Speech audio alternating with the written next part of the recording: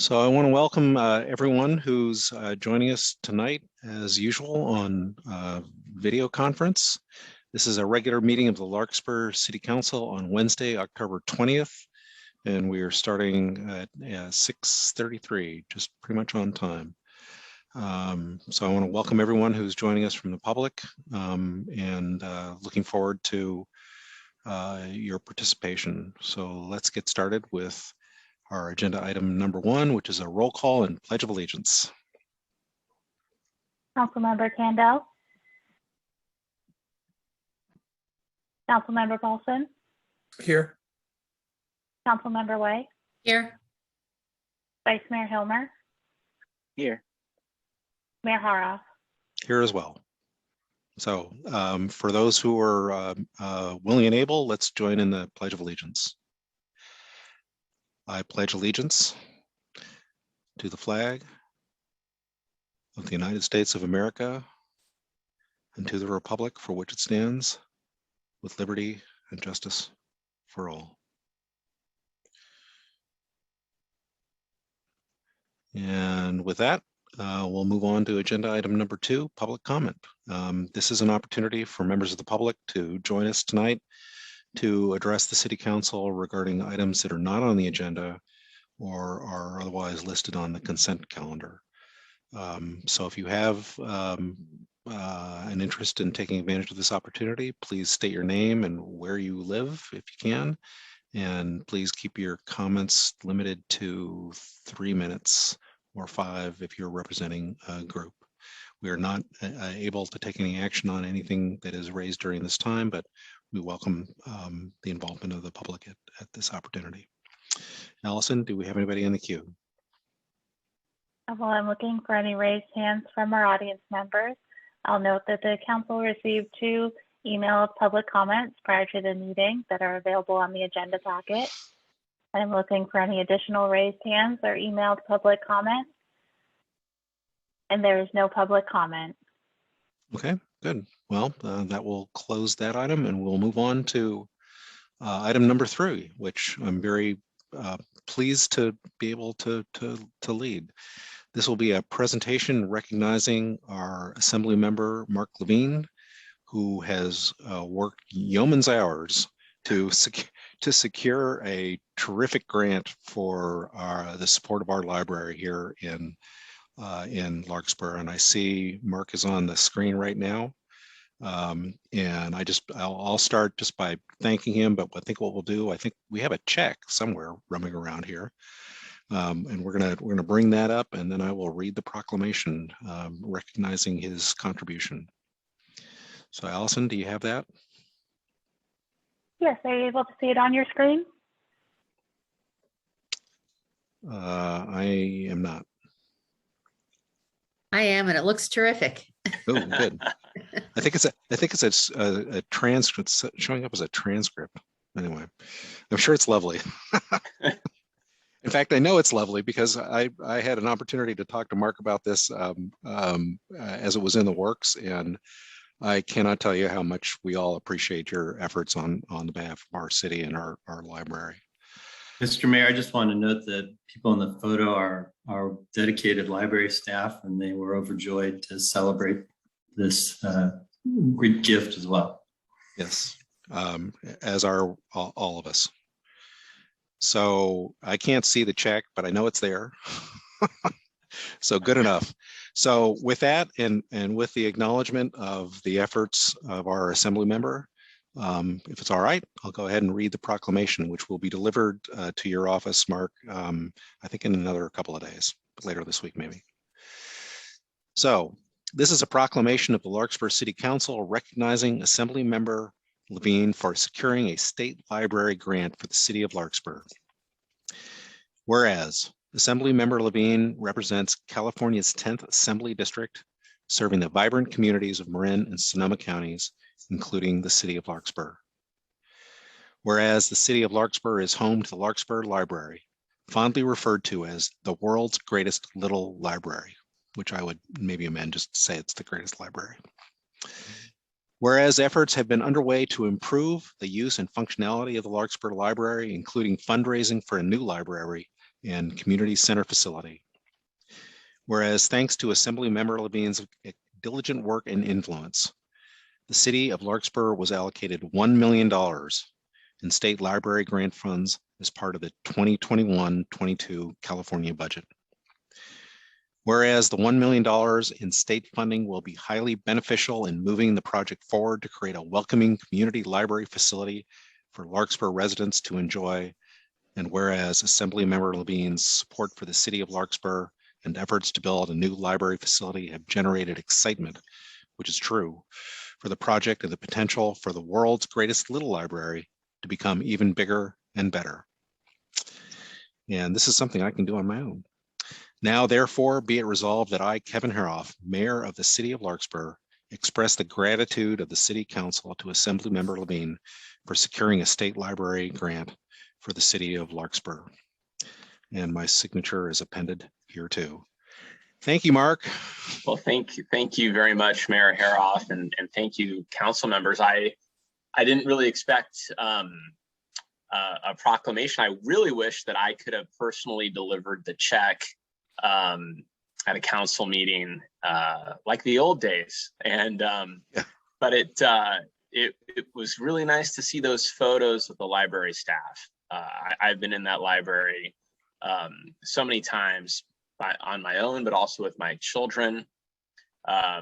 You know, using those resources, knowing that they're, you know, some cramped, you know, conditions, especially for the kids.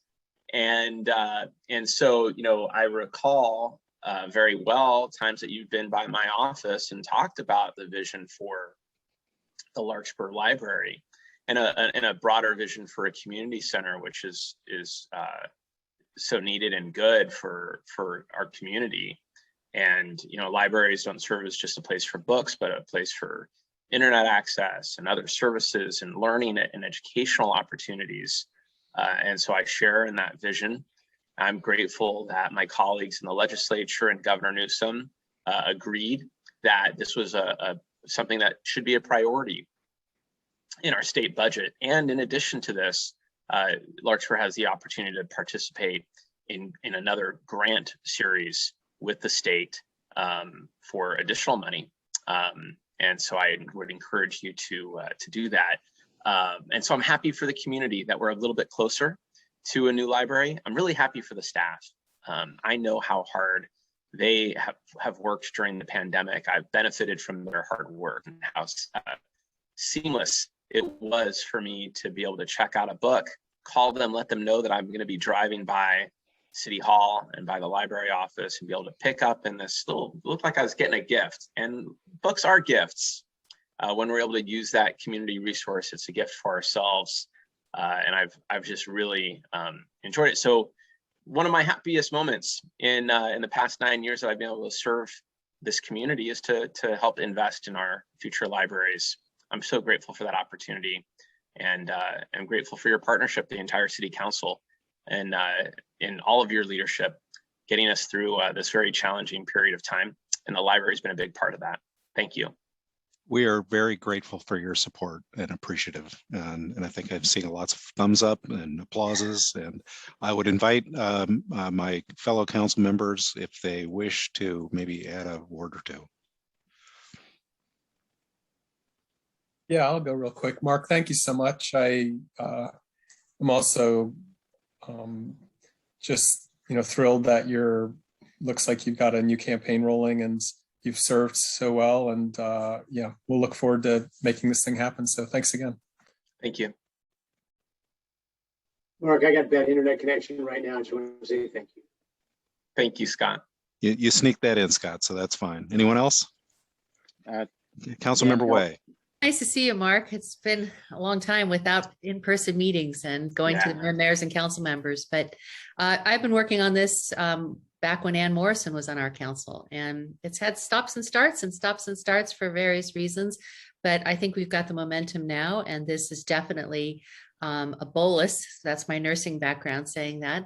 A bolus of good money that I think we're going to put to very good use for this community. Thank you. And thank you for just, you know, I was thinking as I was hopping on the Zoom about the tenure of this council, and it takes a lot of leadership to see these things through.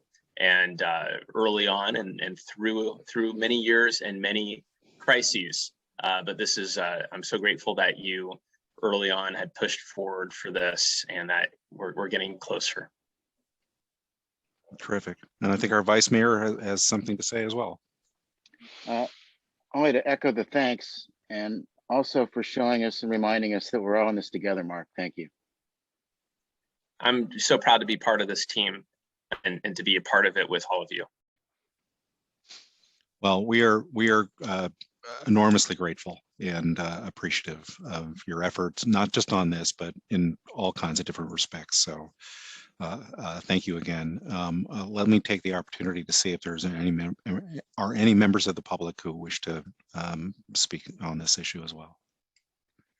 I'm looking for any raised hands from our audience members or any emailed public comment. We'll hear from Barbara Friday. Barbara, go ahead. Yes, hello, Assemblymember Levine, and I'm so I take a moment to speak as both a longtime library user and the president of the Friends of the Library. And so I raise money, my group raises money for the library and tries to be the best possible friend that we can be for this wonderful library. And we want to say thank you, because it's just so wonderful to have your support. And thanks to the staff too, we recognize how important they've been through the pandemic. Boy, they've done a wonderful job. And just thanks very much again. Thank you. Thanks, Barbara. Allison, anyone else? I'm looking for any additional raised hands, and there's no further public comment. Okay, well, with that, you have our community's gratitude, Mark, and thank you. Or we are wishing you the best of luck in your future endeavors. So thank you again. Thank you. Have a great night. You are now excused. Thanks. All right, we will move on to agenda item number 4, approval of the consent calendar. These are matters that are generally considered to be routine, but I do want to ask if there are any members of the City Council who would like to remove any item from the consent calendar for separate consideration. Seeing none, let me ask if there are any requests from the public to do the same. I'm looking for any raised hands from our audience members, and there's no public comment. Okay, well, with that, I'll ask for a motion to approve. I'll move approval of the consent calendar. I'll second. We have a motion and a second, so let's have our vote. Councilmember Candell, Yes. Councilmember Paulson, Yes. Councilmember Way, Yes. Vice Mayor Hilmer, Yes. Mayor Haroff. Yes. So the motion is approved and the consent calendar is now on the books. We'll move to the next agenda item, which is a report from our city manager. Dan, take it away. Thank you, Mr. Mayor and council members. I just have a few items to advise you about. The first is it's raining, which is fantastic. We haven't had to deal with that in a while. So I want to thank and acknowledge already the public works staff, which has been out making sure all the storm drains are clear, the water's going to flow where it needs to go. They're on standby for any problems because the weather's supposed to get a little stronger here as we enter into the weekend. And with that said, I want to let the community know there are sandbags available. There's sandbags and sand. You can find them at Piper Park or near Heatherwood Park around Diane Lane and Midway at the intersection. It's bring your own shovel. We used to try to keep a few shovels out there, but they had a tendency to walk off.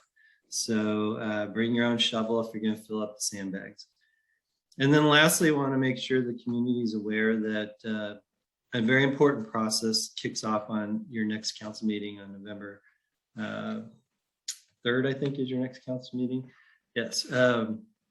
We'll be bringing you the kickoff for the housing element project, which is really important to our community and challenging because we've been assigned a significant number of units to plan for in our community. It's going to be a long process and a number of meetings for the community to engage in. But we're going to kick it off with a joint council and planning commission meeting on November 3rd. So looking forward to that. And folks who are interested, please tune in. With that, Mr. Mayor, I'll turn it back to you. Thanks, Dan, very much. And we're looking forward to with some trepidation to the housing element discussion, but it's going to be a long and challenging one, as you suggest. So let's get on with it. Are there any other comments or questions from the council for the city manager? Seeing none, anything from the public? I'm looking for any raised hands from our audience members or email comments. And there is no public comment. Okay, so we'll conclude that item. Thanks again to our city manager. We'll move on to the next, which is council members' oral reports and comments. Do we have any members of the council who would like to take this opportunity to tell us what you've been up to? I see Councilmember Way. Catherine, go ahead. Mayor Harf, would you like me to report on the attendance we did at the Ross Valley Sanitary District special meeting, or are you interested in? No, please go ahead if you'd like. Speaking of discussions about development and housing, the Ross Valley Sanitary District held a special board meeting on October 13th, and both Mayor Harf and I attended virtually, and Councilmember Paulson did also. So they were discussing what the potential opportunity is for the Larkspur Landing property that they own and have been mitigating with an EPA clearance hopefully coming soon. And it's a 10.7 acre parcel. So I'm encouraging everyone who is in the audience here to sign up for the alerts from the Ross Valley Sanitary District meetings that they will be having about what their potential is for development on that parcel so that you can weigh in. At this point, it's a discussion of housing, a hotel, and maybe some administrative offices, but that's still unclear. That's all. Okay, thanks, Catherine. I appreciate that update. You and I did both participate in that meeting. It was informative, and it's great to see that the district is moving forward, hopefully with a clearance from the EPA on their environmental issues anytime now. So we'll see how that plays out. And I think I saw Vice Mayor Helmer's hand up earlier. Dan? Thank you, Mr. Mayor. Just one item. At today's Smart Train board meeting, the board voted to approve the hiring of a new general manager to replace longtime GM Farhad Mansourian. The new GM will be Eddie Cummins, who comes to Smart from the Utah Salt Lake City Train Authority. I think he'll be a great fit for the position, especially given the big shoes he has to fill. So that's my item tonight. Thank you. And he sounds, I've read some of the background, and it sounds like he's very well qualified to fulfill that position. Anyone else from the council wishes to make a report or comment? Seeing no hands, we'll move on to the next item, public hearings. We don't have any scheduled for tonight. So we'll move directly to business items. Mentioned number 8.1, which is a discussion about permanent and temporary options for locating the Larkspur Library and city offices and the possible disposition of our property at 40 Magnolia Avenue. I know we have a number of public comments that have come in writing, and I'm sure that this is a matter of great public interest. So let's see if we can have a staff report to kick it off. Thank you, Mr. Mayor. I'm going to make a few preliminary remarks, and then I'm going to turn it over to Public Works Director Julian Skinner. He's going to do a presentation And when he's done, we'll turn it back to the council to lead your conversation and invite members of the community to participate in the conversation. First off, I want to remind folks that this is the second meeting that involves this discussion of city facilities and what we need to do. We brought to you at your last meeting our concerns based on our latest assessments of the building at 400 Magnolia, that we either need to make a major investment in that building to repair it and bring it up to safer standards, or we need to think about moving operations elsewhere. We did get some general direction from the council at the last meeting that the library should move out of 400 Magnolia and permanently relocate elsewhere. And what was left outstanding is what should happen with the remainder of the city offices. I've been asked a few times in the last week if there are deadlines looming over us. And so I wanted to give just some quick context because we didn't dive into that question in the staff report. There's one undefined deadline, which is the day something in City Hall goes wrong that necessitates us closing City Hall because we can't keep it open for safety reasons. That day might be tomorrow, that day might be 10 years from now. I don't think it's quite that far out, but that's one deadline that's looming, that problem.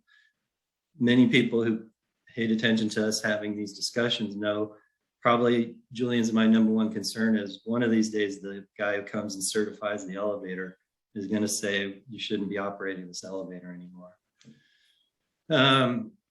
So with that said, there is one deadline that is a little more firm that I want the council and the community to think about as we go through the conversation tonight. And that is a deadline that Assemblymember Levine made a reference to, which is there's an attractive grant program currently active through the state librarian's office. We're evaluating it. We're in discussions to make sure we understand the parameters of the grant, how the grant relates to the money we've celebrated tonight. That application is due in February. So we have to know what our project is by February if we're going to make an application to the state. So that doesn't mean you have to solve tonight or before February the disposition of everything. But if we don't have a project at least defined in some scope by February, it'll be tough for us to put in a proper application. So that's just something to keep in mind as we go through this conversation. And with that, I think it'd be appropriate to turn it over to Julian Skinner and he'll take us through his PowerPoint. Thanks, Dan. Julian, you're on. Good evening, Julian Skinner, Public Works Director. Good evening, Mr. Mayor, members of council, members of the public. So I do have a PowerPoint here that I'm going to share.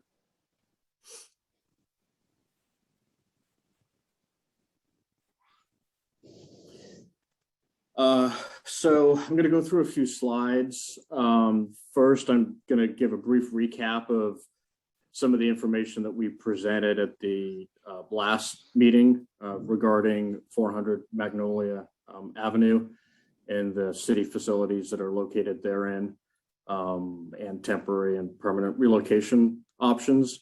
And then as we go through the slide presentation, I'm going to have 5 questions within the presentation. They're the same 5 questions that were posed in the staff report. And as the city manager mentioned, some of these questions are interrelated. And so I think probably the best discussion we would have is if we go through the whole presentation and then we take up the 5 questions at the end of the presentation, but you will see the questions as we go through. But as always, feel free to interrupt me if there's any clarification that's needed along the way. So the 5 questions that we're going to come back at the end of the presentation and pose are, firstly, with the library and confirmation that we should be moving forward with a plan to house a library at the community facilities parcel at Doherty and Rose Lane. Then the second question is regarding 400 Magnolia and the city offices and council chambers, and whether we should renovate 400 Magnolia as was presented from the conditions report at the last meeting, or if we should be looking into relocating city offices and council chambers from 400 Magnolia. And then that leads into the question of, if we do a relocation, should we be considering co-locating the city offices with the library at the community facilities parcel, or should we be looking at an alternate location or leasing space for city offices? And then as we talk about new construction, whether it's the library or city hall, we wanted to have a conversation about different types of construction that are available, that are typically a faster track construction, I would call them, typically less expensive and are able to be completed on an accelerated timeline, as opposed to a traditional construction project where you do a design and then a bid and you hire a contractor. And then lastly, if we are looking at relocating city offices out of 400 Magnolia, then the question arises as to what should happen to the building at 400 Magnolia in the future. So a quick recap, we did at the last meeting present our updated conditions assessment of 400 Magnolia, and it did reveal that there are some significant issues with the building. There are some building components that are near the end of the life and would be expensive to replace, or also some building deficiencies, things that were never incorporated into the building, but would be today in a modern building, such as seismic upgrades and sprinkler systems. And that any one of these systems, potentially, if they were to fail, could lead to the point where we would not be able to occupy the building. And some of these things get worse over time and you can see them coming, and other things could, a switch could flip tomorrow and we could find ourselves without a home. The bottom line of the condition report was to completely renovate the building at 400 Magnolia to make it all up to current standards. For the uses that are in there today would be about a $10 million project. And here's just a recap of what's in the building today. These are the square footages, about 9,300 square foot total. And that covers the city offices, library, council chambers, and then the support areas. And so given the $10 million projected cost of renovating the building, we brought forward a discussion of should the city offices and library be located elsewhere rather than spending $10 million renovating 400 Magnolia. So we put together a matrix of preliminary thoughts on where to locate these uses in the future. This is the same matrix that we showed last time. So we're going to drill down further into some of these options based on the feedback that we received at the last meeting. So the first question that we're going to pose at the end of the presentation is regarding the library and whether we should be moving forward with a plan to permanently relocate the library to the community facilities parcel. Here's the same exhibit that we provided last time, showing a couple of different options here just for context of the size of the building and the size of the parcel at Rose Lane. We're showing a 5,000 square foot building, the larger blue rectangle. The smaller blue rectangle here shows if we were to locate temporary trailers at that site for a temporary home. That's about a 1,400 square foot footprint there that essentially would be a double wide trailer on the site.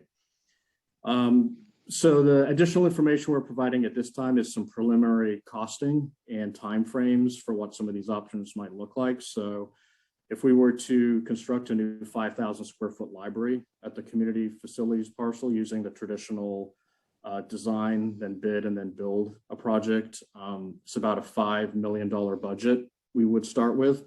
And the overall start to finish would probably be about a 3-year time frame from when we started that process to when the doors were open and it was functioning as a library.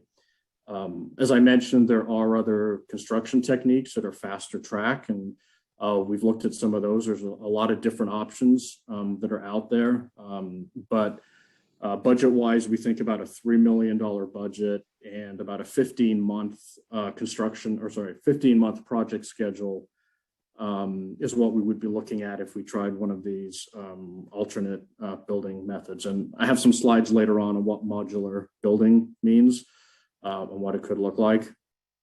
And then if we weren't prepared to move forward with a permanent building, then we have looked at what renting trailers would look like. And that's the bottom line here for 4,000 square feet of trailers. There's a one-time setup cost for bringing the trailers on site, setting them up, making sure they're all ADA compliant with parking area, and then a yearly lease. So those numbers are presented here too: $60,000 one time plus ongoing $50,000 a year for a temporary setup. So that's the library. The next question is for the other services that are in 400 Magnolia, city offices, council chambers. So the question here is, should they be incorporated into a renovated 400 Magnolia Avenue, or should we be looking at alternate permanent locations for these facilities? And so the first option would be to construct city offices together with the library at the community facilities parcel. Another option would be to build the city offices elsewhere. And the example that we provided last time was at Piper Park, because we know we've had a city temporary building in a location over there. And we've identified some space footprint for a building at Piper Park. And then also there's the opportunity to lease office space for city offices. So this is just a bullet item of the 4 items described that will be in one of the questions at the end as far as where city offices should be located. So what we've done here is we've taken, again, the community facilities parcel, assuming a library of 5,000 square feet goes on that parcel, showing what another 5,000 square foot footprint would look like for city offices. And then we're showing here a courtyard flex space. Again, if we build a new building, it gives us opportunities we don't have at 400 Magnolia for some outdoor space. There are certainly functions at City Hall and library that may have overflow that could utilize an outdoor courtyard or flex space.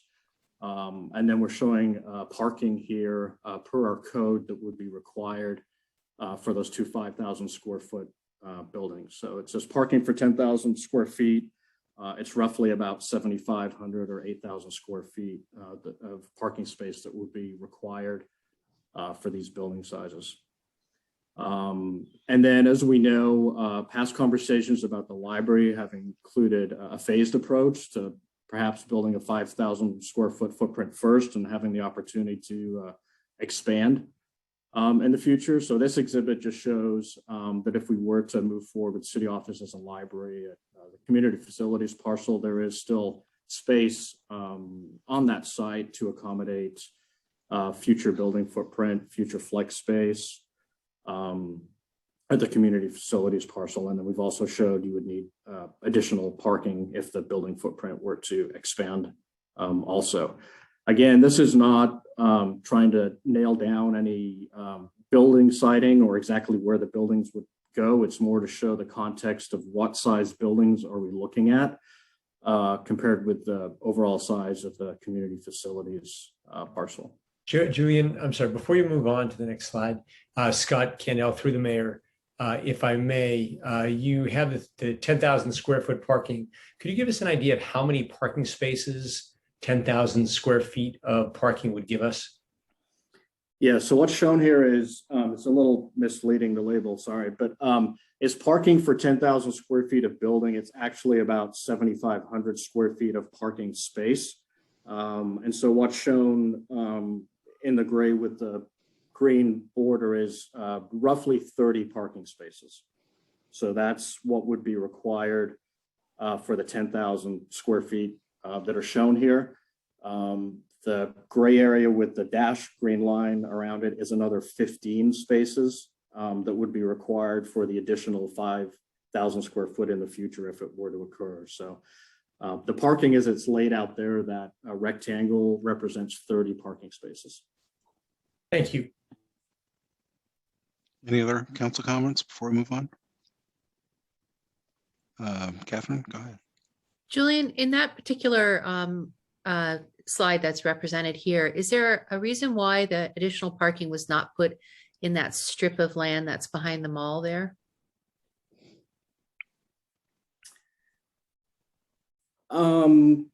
There's not actually room in that strip of land for all 30 parking spaces. It's certainly something we've looked at. I think we could fit about 15 of the parking spaces over there. So if that were the direction we wanted to go, it could reduce the footprint of the parking on the site. Okay, thank you. Julian, I just wanted to add, though, our traffic engineer had concerns about the ingress egress in that space. So we've often talked about those being the employee parking spots, so that way there's not a lot of vehicles coming and going, and then employees wouldn't be taking up spaces in the main parking lot. And Julian, I'm sorry, could you just point out with like a little mouse pointer the part that Catherine is talking about? Yeah, so this strip over here is wide enough for a single loaded aisle of about 15 parking spaces. As the city manager mentioned, it's because of where it is, it's not the greatest for ingress and egress, and because it's single loaded, it's not the greatest for people who are searching for parking spaces like a customer would be.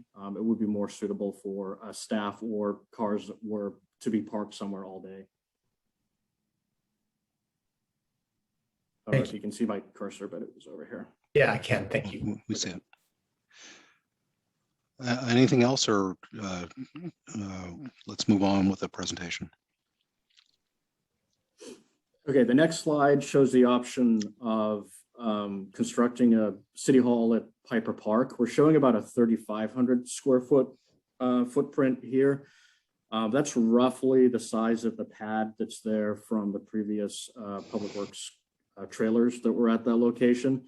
So 3,500 square feet in this location is a little bit bigger than City Hall, but you also have to include some of those support areas. You see the 2,455 square feet is city offices alone. So that doesn't include restrooms and hallways.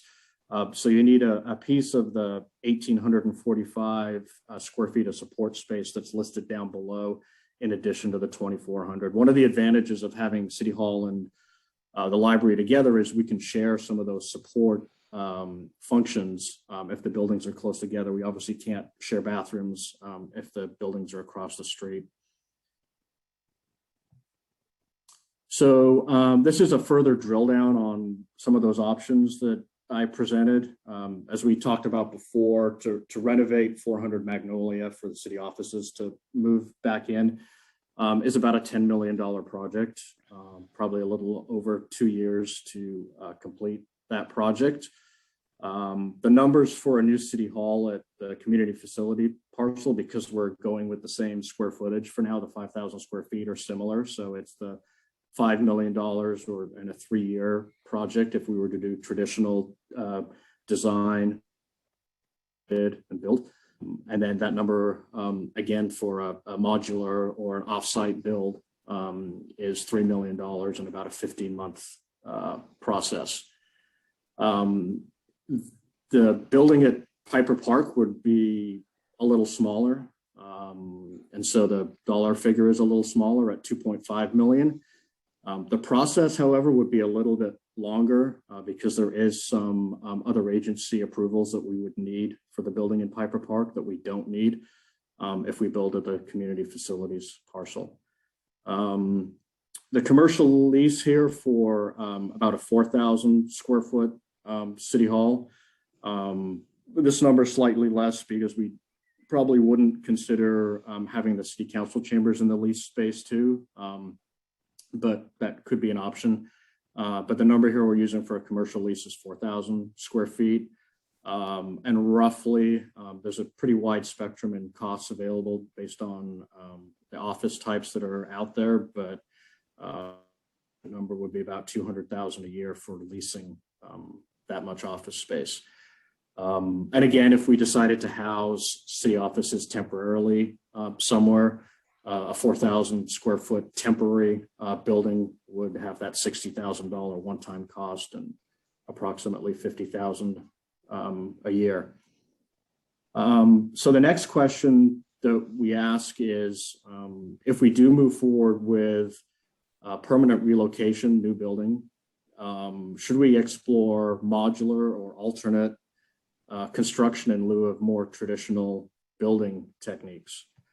And so the reason for this is there are building techniques out there that are what we would call fast track. They're typically less expensive and they're able to be completed quicker than traditional design, bid, build projects, where you would go out with a request for proposals, hire an architect, go through a process to come up with a building, create a set of plans and specifications, go out to bid, then hire a contractor, and then do the construction. There are efficiencies in the industry these days that allow for parts of buildings to be built off-site that can accelerate a process. They can use modular components. This doesn't mean trailers showing up on site and being stuck together. This is essentially a lot of the same construction you would see out in the field on a building, but it's done elsewhere in a warehouse, and it's done kind of on an assembly line process where these companies routinely build these components of buildings and then fit them together. They build them off-site, then they bring them to the site and erect them all together. So you can be out in the field working on your foundation, doing all your site work, and at the same time you're doing that, you're building the shell of the building off-site. So there's some efficiencies in timing, because typically you need to finish the foundation before you can build the rest of the building. And this process allows you to do the two tasks simultaneously.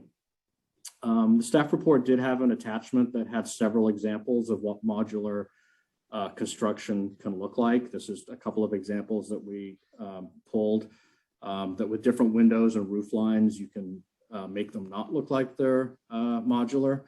And so I've included a few of those slides here for context. There's a couple of nearby locations. This is an addition that Hall Middle School did, and I show this one because there's two different modulars here, and they're actually connected together with a glass atrium. So you can actually do some mix and match, and you can add components to modular buildings to not make them look so modular. And this is a ranger station that East Bay Mud built. And so you don't have to end up with a rectangle. Again, these are modules, so you can erect them on site in different patterns, so they don't necessarily just look like a plain rectangular building. And here's one in Berkeley that they did some different things with the windows and the entryway and the roof lines to create some offsets to make it look less like a modular building also. And so the next question is regarding the building itself. So if we do decide that the current uses in 400 Magnolia would be better suited at an alternate location, and we build a new city hall and library, then the question becomes, what happens to the building 400 Magnolia? So we'd be looking for some feedback on what uses would be considered acceptable moving forward. Whether it be conversion to housing, mixed use, office space, and then should the building remain public, or should it have some private use? So that's the conclusion of the slides that I had to present. And as I mentioned, there were 4 questions in this, 5 questions in the staff report and 5 questions that were outlined through the presentation. I'm going to leave this slide up so we can have a conversation, and then obviously I'm able to go back through the presentation and highlight some of the slides as we hit on the individual questions. So at this point, I'll turn it back to the mayor for city council and public discussion. Thanks, Julian. That was very instructive, and appreciate your hard work and laying these options out for us. Let's get started with any questions or comments from the council, and I will see Catherine Way's hand up first, I think. Hi, thanks, Julian. I want to just start with asking some questions about the possible Piper Park relocation to the place where the old Public Works location had been. You mentioned that there are regulatory things that we would have to engage with. Can you elaborate on what that is that would change the timing, or did I miss that?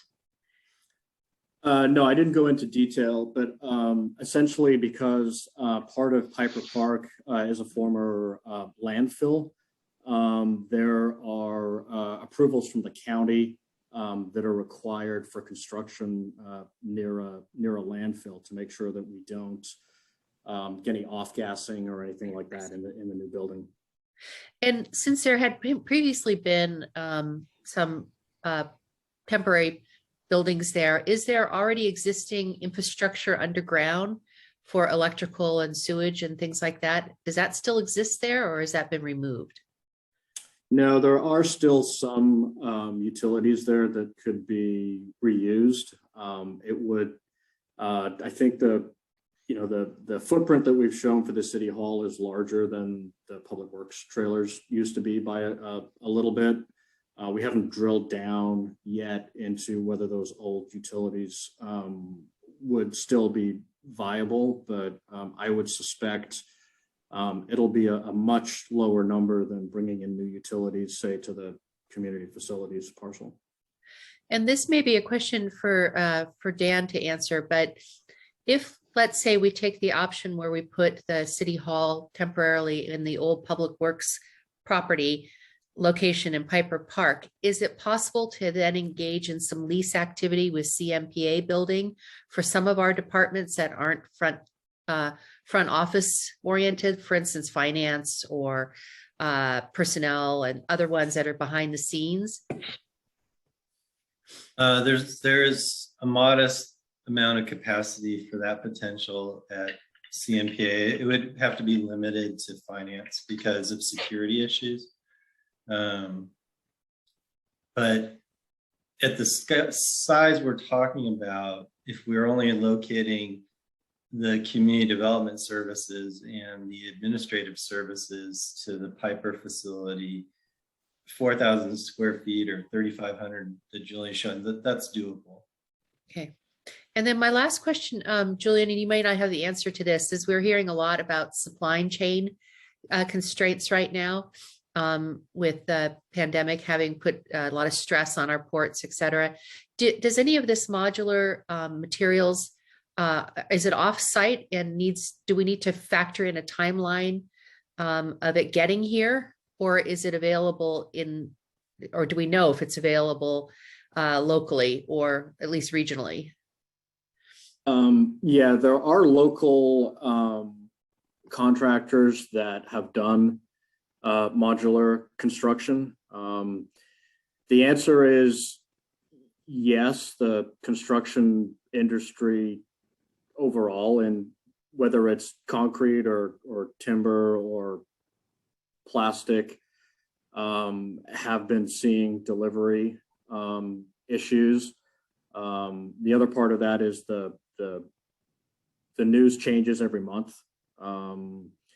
So I think as we move through this process, we get a better idea for what we're looking at, we'll be able to evaluate and maybe make some of our decisions moving forward on what may be available at the time. The time frames that I gave in the presentation are typical of what has been experienced in the past. They're not necessarily where things will be in 6 months from now or wherever we're at. We're going to be at that stage. There's a planning process, whether we do the modular construction or we do traditional ground up, where we wouldn't actually be ordering any of these materials till at least 6 to 8 months out.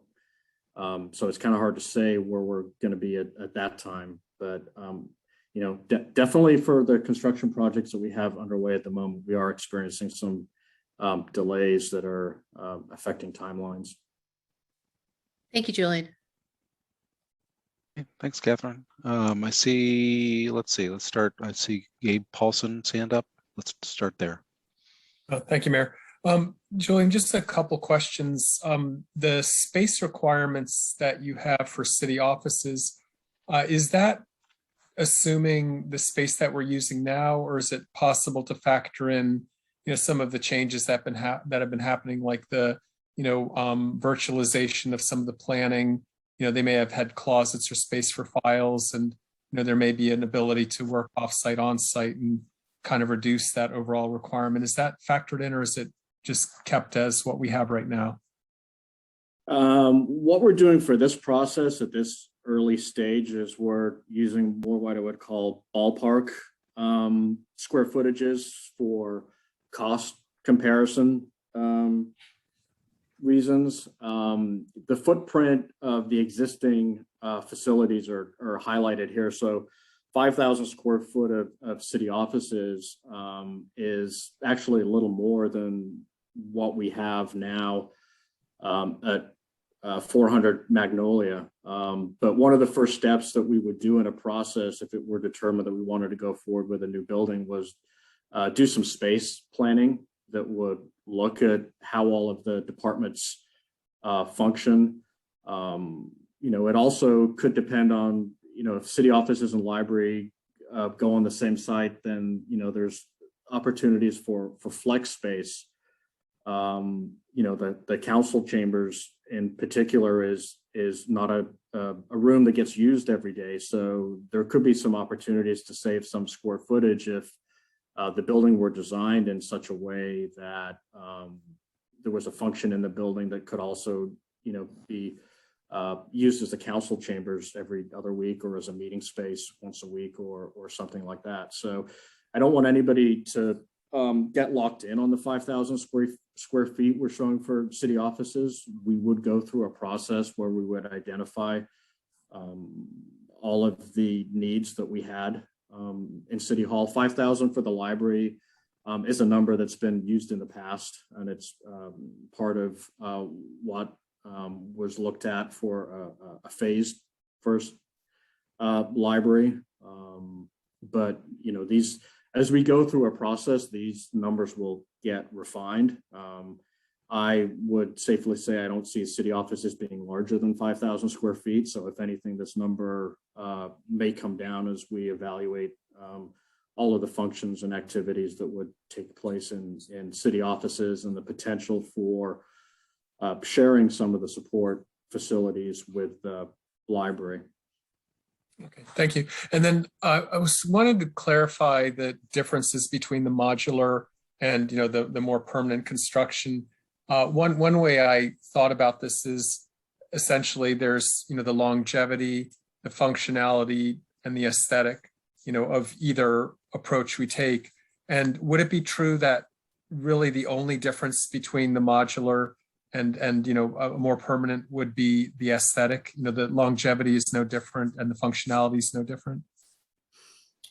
Yeah, with the advances in construction, a modular building should have the same life expectancy as something that's constructed from the ground up. The way that I look at it is, if you're doing traditional construction and you're hiring an architect and you're going through a process, you're going to be focused on building aesthetics to begin with, and then you're going to start looking at the functions within the building. Whereas if we're doing the offsite construction, the modular, we're going to be drilling down on how much space do we need, and then working on an aesthetic after we figure out the size of the building. You can spend more and more money on the modular and get it looking more and more like an architecturally designed building, with different roof lines and different finishes and things like that. But you're not going to get a statement building like you may get with an architectural process. You're going to more get a functional building, I guess, is the easiest way to describe it. Okay, thank you, Julie. Okay. Our Vice Mayor, I think, had his hand up. I decided not to ask a question. Okay. All right. Well, then your hand's down. And Councilmember Candell. Scott, go ahead. Thank you, Mr. Mayor. Julian, after the last meeting, we were talking about the sidewalks and modernizing downtown. The big question that came up was parking. So I wanted to ask you, looking at this, it looks like if we kind of straighten out that parking, so it's more parallel to the street on the side, we could probably get two 10,000 square foot, side to side there. We can use the strip there, and then we also are going to have the City Hall parking, which if we're not using City Hall anymore, there's all the parking in the back there. Have you looked at all into how many spots are back there, how much money it would take to turn that into a municipal, parking where people couldn't get in and out relatively easily, as opposed to kind of the maze it is right now?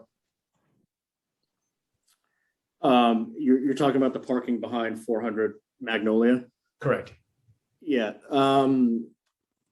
So part of the issue there is it's actually a city street that runs behind there, so it will be difficult to reconfigure the parking that's directly behind the building, because it can't encroach any further out, because that's actually a public street that is used for access for the apartments on the other side, and then all the parking on the other side is private. And then there's parking behind the fire station that the fire district uses. We did actually just repave it's Rice Lane behind City Hall and the parking stalls. And as part of that exercise, we did look to see if there was any way with the current building footprint that we could reconfigure the parking to get more parking spaces out of it. But it was determined that the way the parking has been restriped, and it was before, is the most efficient use of the real estate that we have that's outside of the building there now. I'm sorry, I don't fully understand. So when we would go to city council meetings, I would go in the back and there would be parking kind of perpendicular to the building. There's like some dirt back there that people park on. Is this not, who owns this property, and is this, could this be turned into public parking? I don't understand the answer there. I'm sorry.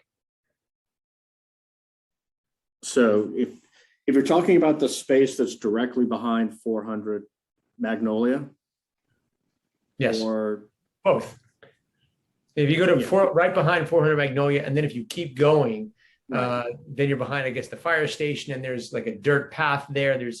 I just know I go back there for the city council meeting. There had to be 30 cars parked back there, and I was curious, who owns that property, and could that be public parking? So Julie, you want me to help out? Yeah, sure.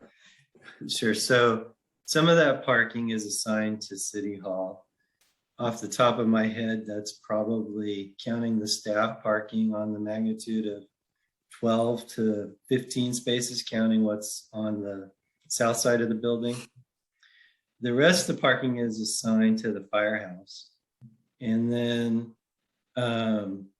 the dirt gravel lot you're talking about, we actually leased that from a private property owner for overflow for our staff. That's an agreement we have, that we could keep it to just staff spots. And in fact, that property recently sold, and I believe within the next few years we'll probably be presented with a development proposal for that parcel. So I guess the answer I think you're getting at, Councilmember Candela, is there's probably 12 to 15 parking spots that would become available on a regular basis. Okay, thank you. I appreciate that. Anything else, Scott? Anything else from members of the council?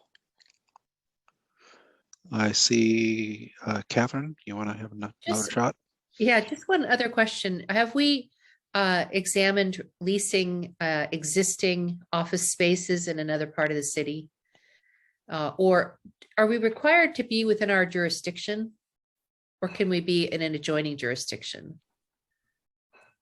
The city could certainly operate its offices outside the jurisdiction if the council wanted us to do that. This council cannot meet outside of the jurisdiction, so the council meeting place would have to be somewhere in Larkspur. should we consider looking for leasable office space, maybe in the Larkspur Landing area, where there is a lot of office space, or has that been considered? Well, we're seeking some direction tonight from the council. The $5 per square foot per year estimate there, the 200,000 per year that Julian threw up is a real rough number. We'd go out and shop if that's the direction of the council and see what we could come up with. Okay, thanks. But I think that the answer to your question is that's still a process that would need to go forward. And I think we have not yeah. specifically gone out and looked for leasable space. We did a very quick down and dirty look at what things cost around town without having had a single conversation with a landlord or tried to negotiate anything. Just as a follow up on that, is the sense that there is leasable space likely to be available if we were to go into the market and go down that route? Well, not everything's full in Larkspur Landing, so I suppose there's something leasable there, but we haven't gone with an eye toward it serving the public or anything like that. Right. I don't have an answer for you tonight. That actually is a good enough answer, at least for me. Councilmember Paulson. Yeah, thank you. Kind of to take, Councilmember Way's question a little further.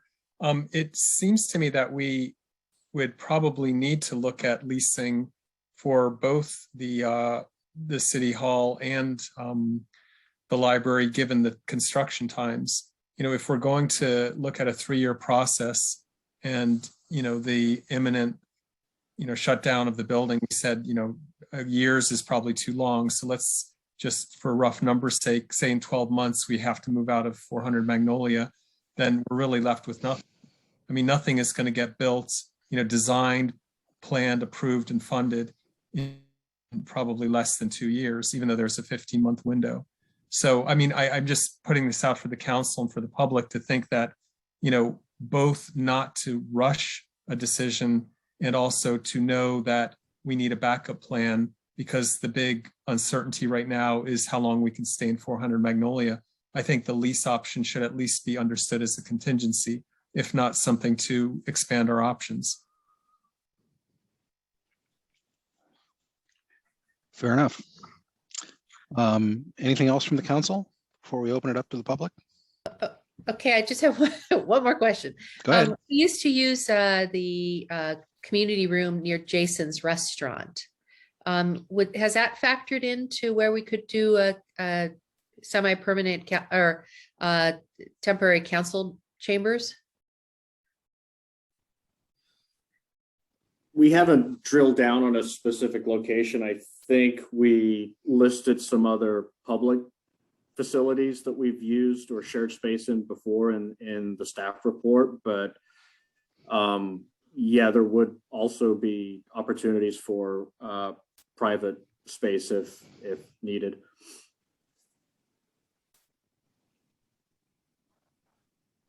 Okay. Anything else from the council? And we'll come back, but I think maybe this is a good time to see if we have some input from the public. So Allison, can we open up the public part of this and see who might be raising their hand? Yes, and I'll note that the council received 4 emailed public comments prior to the meeting, which are available on the agenda packet.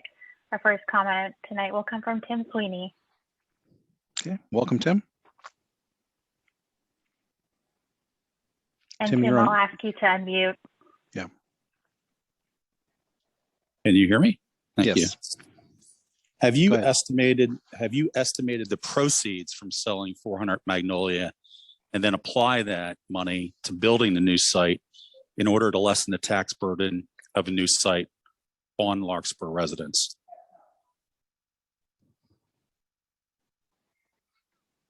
I think that's a question. Julian or Dan, do you want to take that? No, we have not yet sought prospective sale prices for Florida Magnolia. We haven't heard from the council yet whether that's even something you want to entertain. Which is part of why we're having the meeting tonight. Our next Okay, comment will come from Joe Jennings. go ahead, Joe. Good evening. Thank you, Mayor Haroff. This is Joe Jennings. I'm the president of the Commons Foundation, and we're the designated city partner for raising the funds to build the new library. We submitted a written statement. I just wanted to augment it to say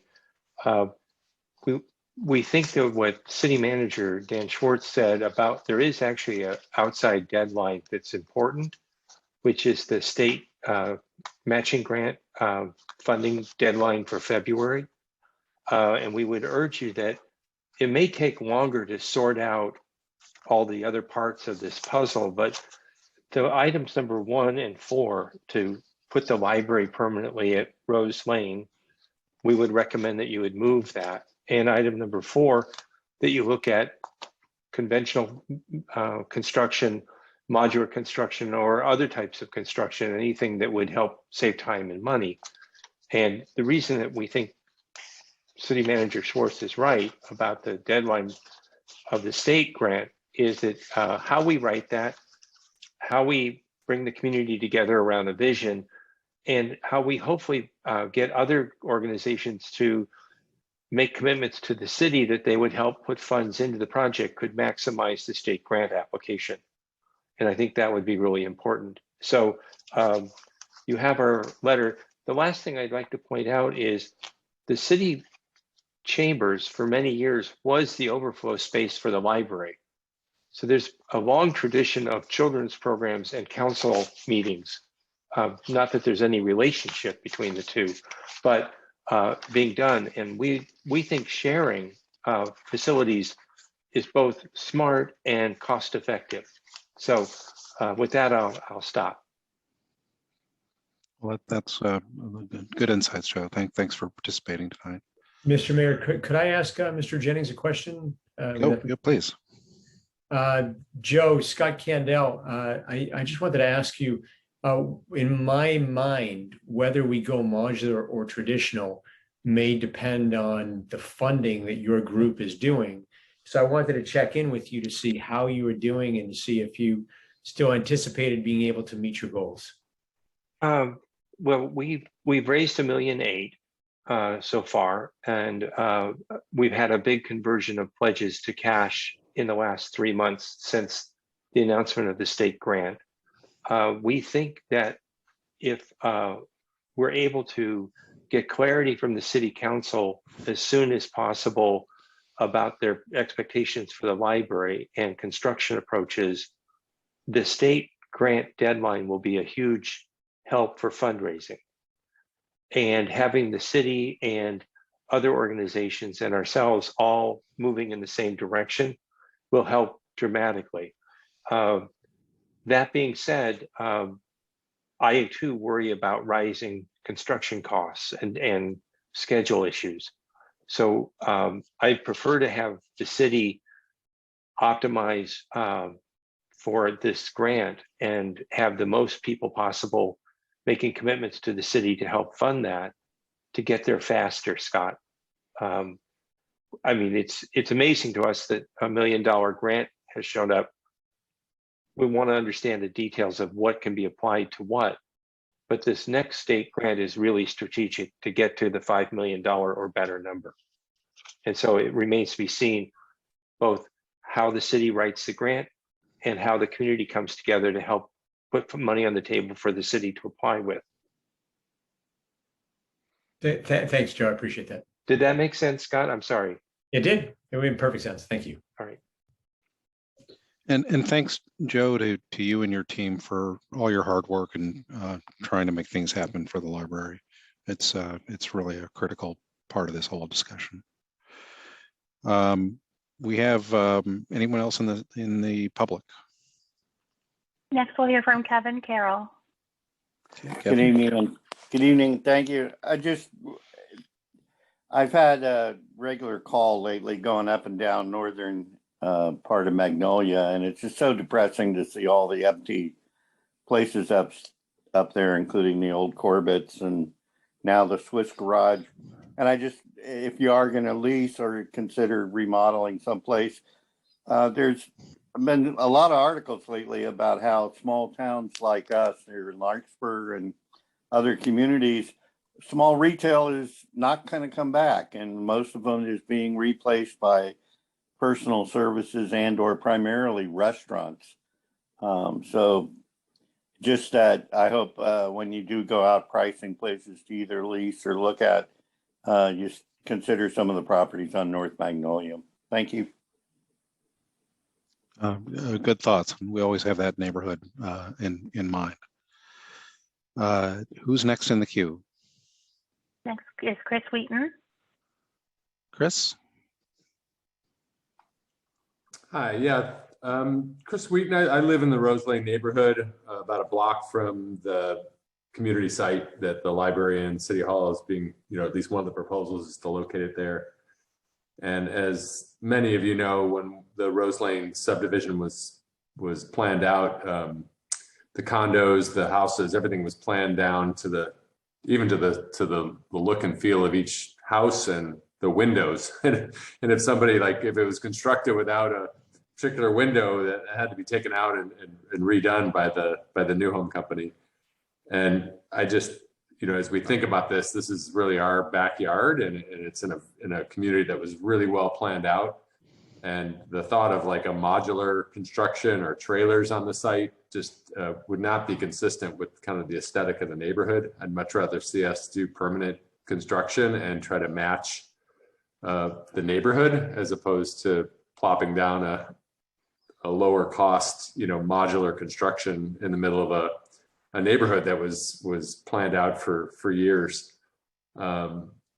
Also, just, we continue to want to raise issues about just parking, and someone mentioned earlier that the parking, the 10,000 square feet, which would be a certain number of spots. I guess I would like to know that the spots that you're providing are, the maximum use of the property. So tally up employees and meeting time, a number of people coming for meetings there, as well as the number of library people coming, and then supply that level of parking rather than the minimum level, just because we are a neighborhood and we use those spots for guests and other people who visit the neighborhood. So we'd like to make sure that there's not a lot of overflow onto our streets.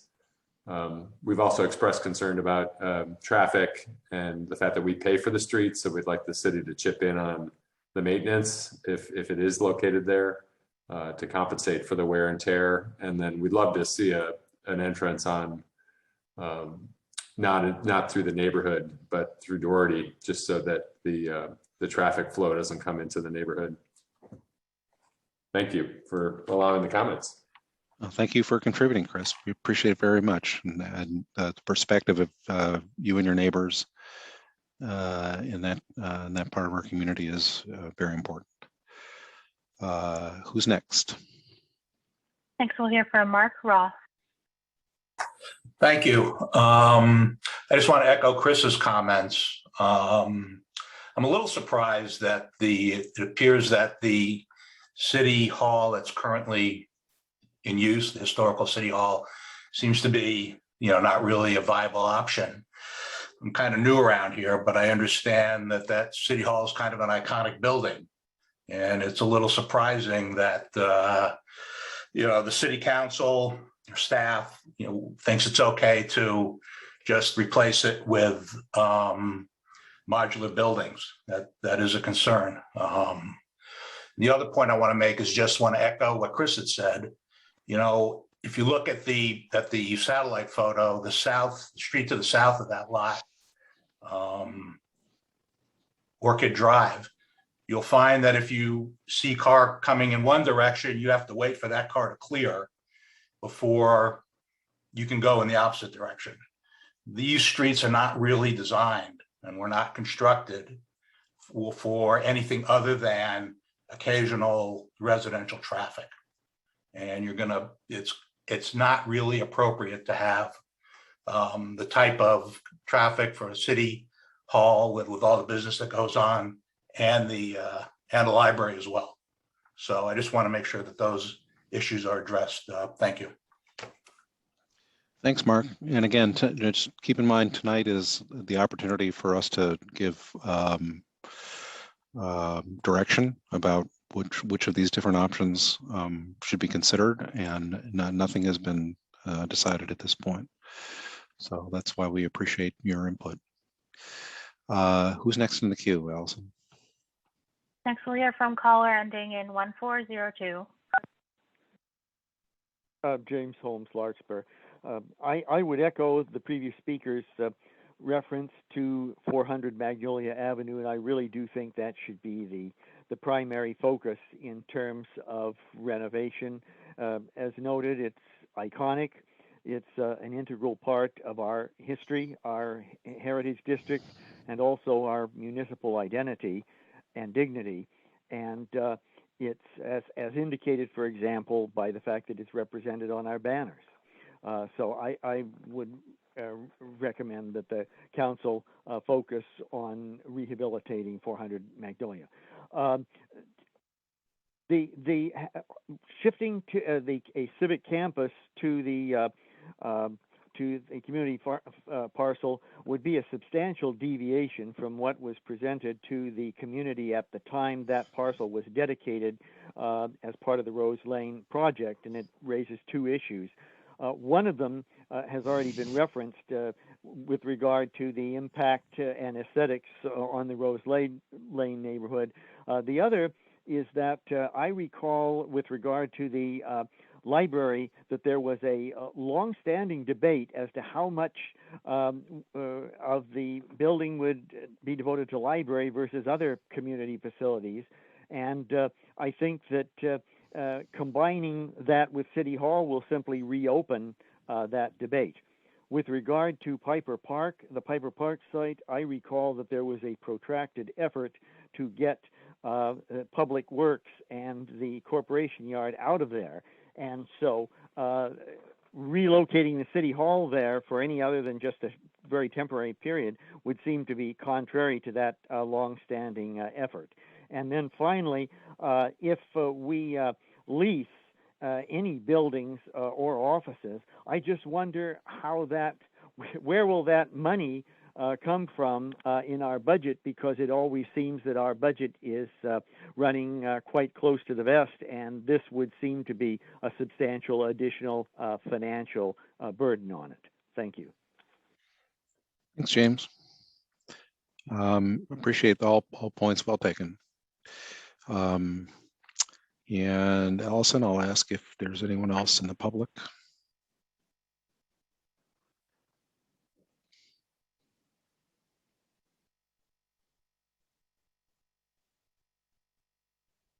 And Allison, I think you muted yourself here.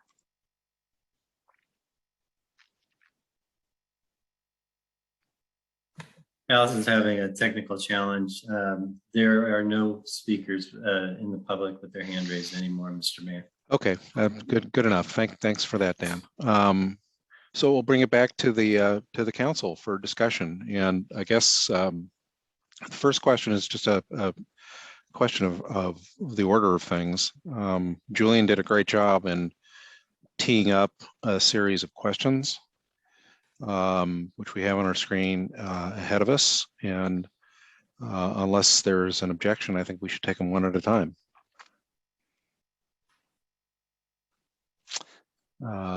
Seeing no, so let's start with item number 1, the library. Planning to move the library, and I think consistent with discussions we've had over years, and also reflected in some of the public comments tonight. Is it still the commitment to move the library to the community facilities parcel? Any comments from the council on this? Councilmember Way. Yes, I think it's really important that we unequivocally say that the library is moving to the community facility parcel on Rose Lane, and it won't be coming back to 400 Magnolia. I agree. Regardless of what we do with 400 Magnolia, which we have not decided yet, it is still not the appropriate place for a contemporary 21st century library. And I think we need to honor that we have a community that would love to have a contemporary, accessible, usable, functional, and multiple disciplinary library that only we can accommodate there. So I heard Scott, I agree. I think we could, if we settle on that, we have at least one thing under the belt, which is we're not going back to 400 Magnolia with the library, and we're launching onto the parcel. Can we all agree on? Well said. I don't think we're needing a vote here, but an expression of consensus would be helpful. And does anybody object to what Councilmember Way just articulated? So that suggests consensus on that point, as far as I'm concerned. Good. Anything else on item number 1?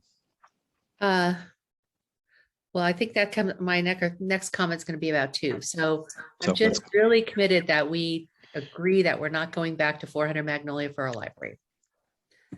And I don't think you heard any disagreement on that. Unless I'm wrong, speak up now or forever hold your peace. 1, 2, 3, done. Let's move to item number 2. Should we renovate 400 Magnolia Avenue for city offices, council chambers, or permanently relocate? So I think this is just a simple question. Is City Hall going to stay at 400 Magnolia in the long term, or is it going somewhere else? I think that's the question that's presented here. Comments from the council? I see Councilmember Candell raising his hand. Thank you, Mr. Mayor. Given the $10 million price tag for trying to renovate that, I just don't think that would be a responsible use of city funds. So I would be leaning against that at this point. Okay. Others from the council? Councilmember Paulson. Yeah, I mean, I concur. It's, we're taking these separately, but they're all somewhat interconnected. I mean, I think, Councilmember Way's expressed desire to, say that we're moving out is connected to the price tag. I just want to at least acknowledge the comments that, some of the public comments were not only from Mr. Roth or some of the others, but I think that, that building is a real central part of our identity. And, what goes against that is the price tag and the constraints. When you go into a building that exists, it's really hard to get into flex space options and all that, at a reasonable price. So I'm in agreement. But, since we're talking about number 2, I just, basically would like to see the building not be demolished. So, if we do move the city offices out, I'd like to know that there are enough options that the building has a future. Okay. Fair enough. And I think there's actually kind of two parts to this. One's that what do we do in the short term, and in the long term, do we want to give direction that our objective is to renovate that property for future use as our city hall. And I know I have an opinion about that. And I'm going to turn it first, though, to Vice Mayor Hilmer. Thank you. I just have a question. I think there was consensus around number 1, which allows the effort surrounding the library in pursuit of grant monies to, as Joe Jennings described, to carry on. With respect to number 2 and 3, and even 4, see that my screen's concealing number 5. The rest of the questions I think deserve possibly a more community outreach sort of process to answer. And I'm wondering if that's possible, including getting some expertise to help us sort out the complexities of the remaining questions. Well, and that's a good point. And maybe part of the answer to that has to do with back to number one, in terms of the grant. Can we entertain a public discussion without jeopardizing our potential for a grant application?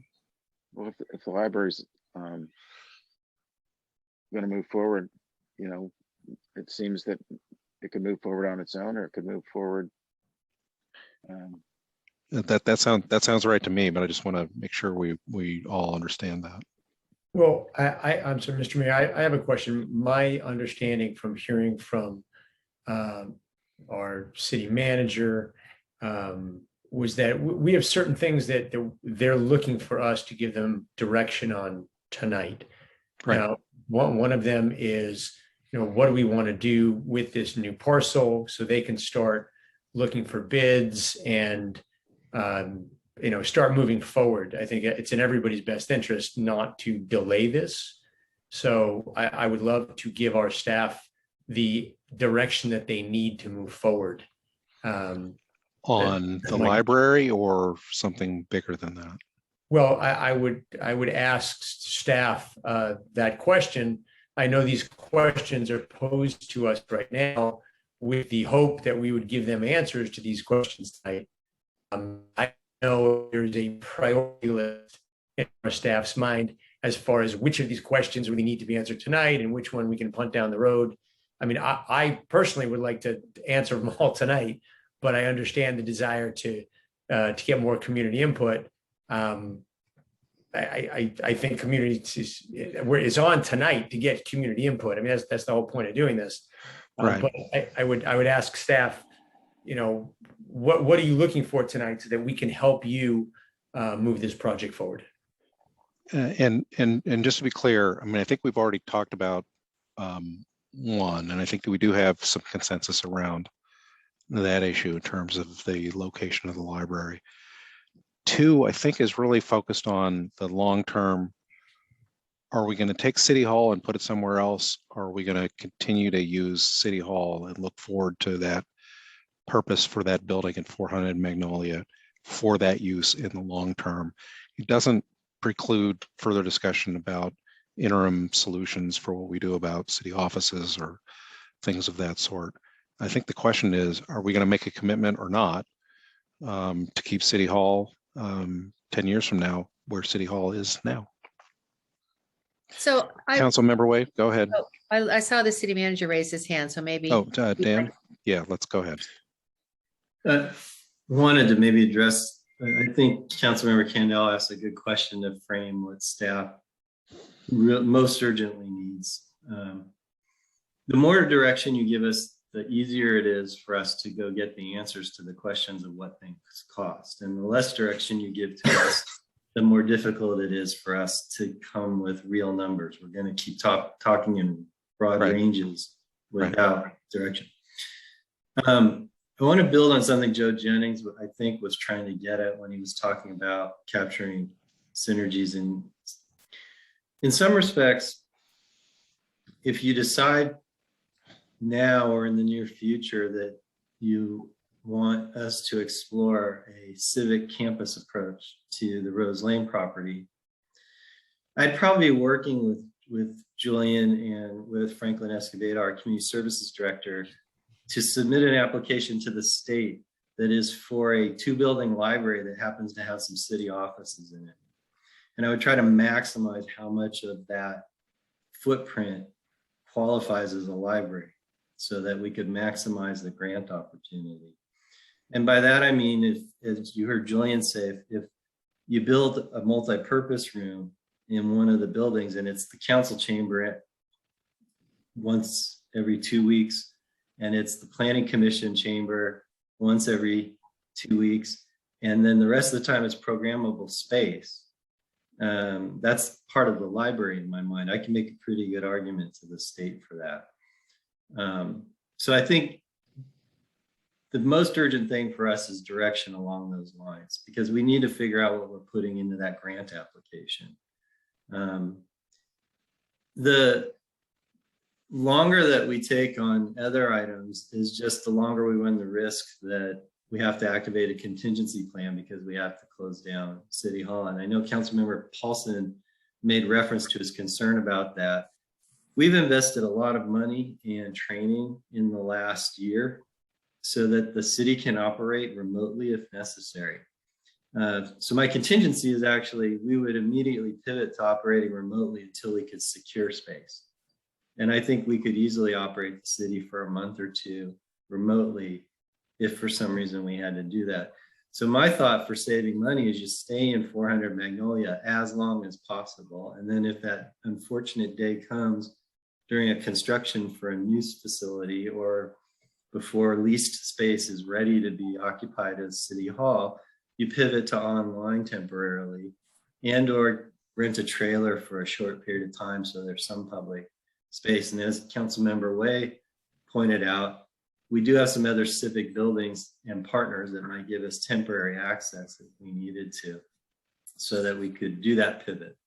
So I'm less actually concerned about that particular problem of dealing with the contingency. For me, the number one priority right now is what am I asking of the staff in terms of preparing an application to the state for a grant. And as much as you can resolve that question tonight, the better.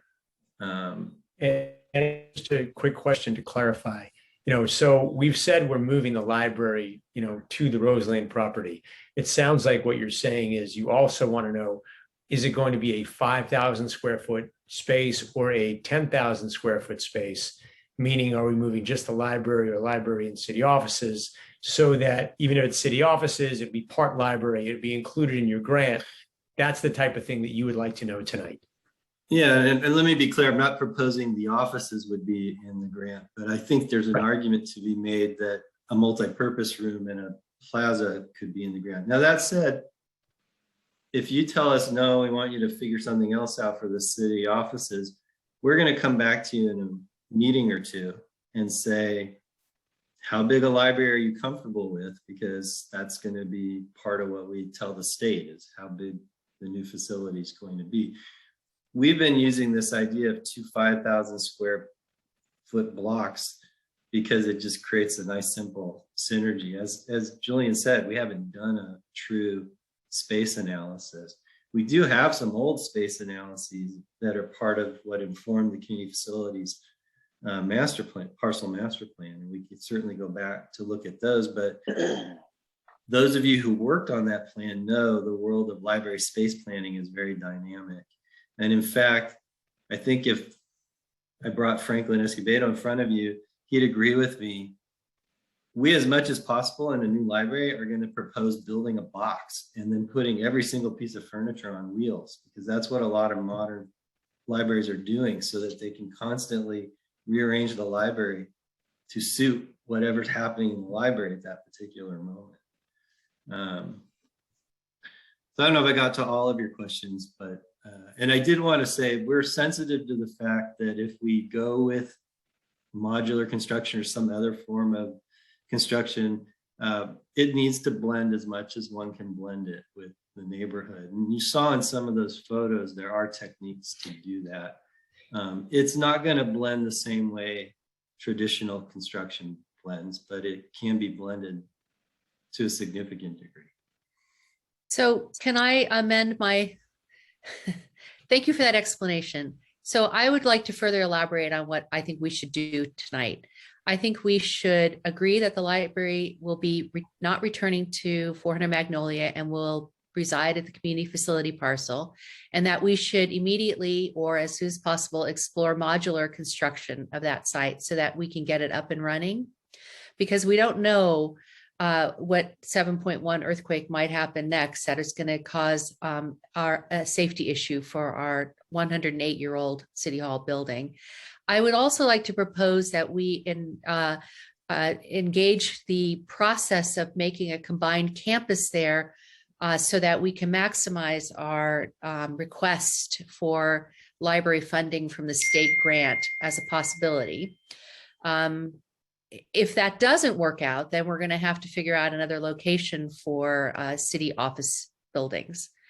I don't think we're ready yet to decide what to do with 400 Magnolia, but I do think we need to make a commitment to the community that 21st century civic responsibility is to provide an accessible, safe, and available city offices and structures for our community. And I'm not sure that a 108-year-old building serves that function anymore. And I think we need to honor that our community needs to have an accessible and safe place for them to engage with civic businesses. So I expanded a little further, saying I would think we should explore modular construction there, and also take your advice, Dan, of looking at a combined campus so that we can utilize a multi-purpose space for various functions. So just to thanks, Catherine. Just to clarify, I kind of want to go back to the question that I think was posed in item number 2. And we may not be ready to answer this question, but the question is, in the long term, do we want to have City Hall at 400 Magnolia with generally what that structure is with renovation at whatever cost or not? And again, like I said, we may not be prepared to answer that question, but I think that's the question that is teed up. I think Vice Mayor Hilmer suggested that we may need to go through some additional public process in order to answer that question. But I do think it's important for that question to be answered, because that's going to give direction for resolving other issues. If we have a vision for a city count or for a city hall using the basic historical structure that is there with renovation, then I think that is going to be a helpful direction to provide. If there's not an interest in doing that, or if there's an interest in having a further public discussion to resolve that question, which may be true, then I think that's something we ought to make some progress on tonight. Councilmember Paulson. Thank you, Mayor. Yeah, Dan, I wanted to thank you for a lot of those comments.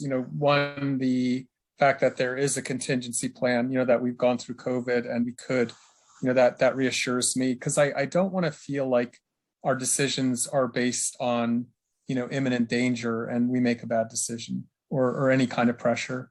I actually, although I agree, we have the consensus that we are moving to a new community parcel center. I'm not sure I completely agree with Councilmember Way. I think that when 400 Magnolia is gutted, it could as easily serve as a safe ADA, box with furniture on wheels. I don't think we should just swallow that assumption that it has to be on Rose Lane. I don't think that's true, but I'm agreeing for the moment that we move forward.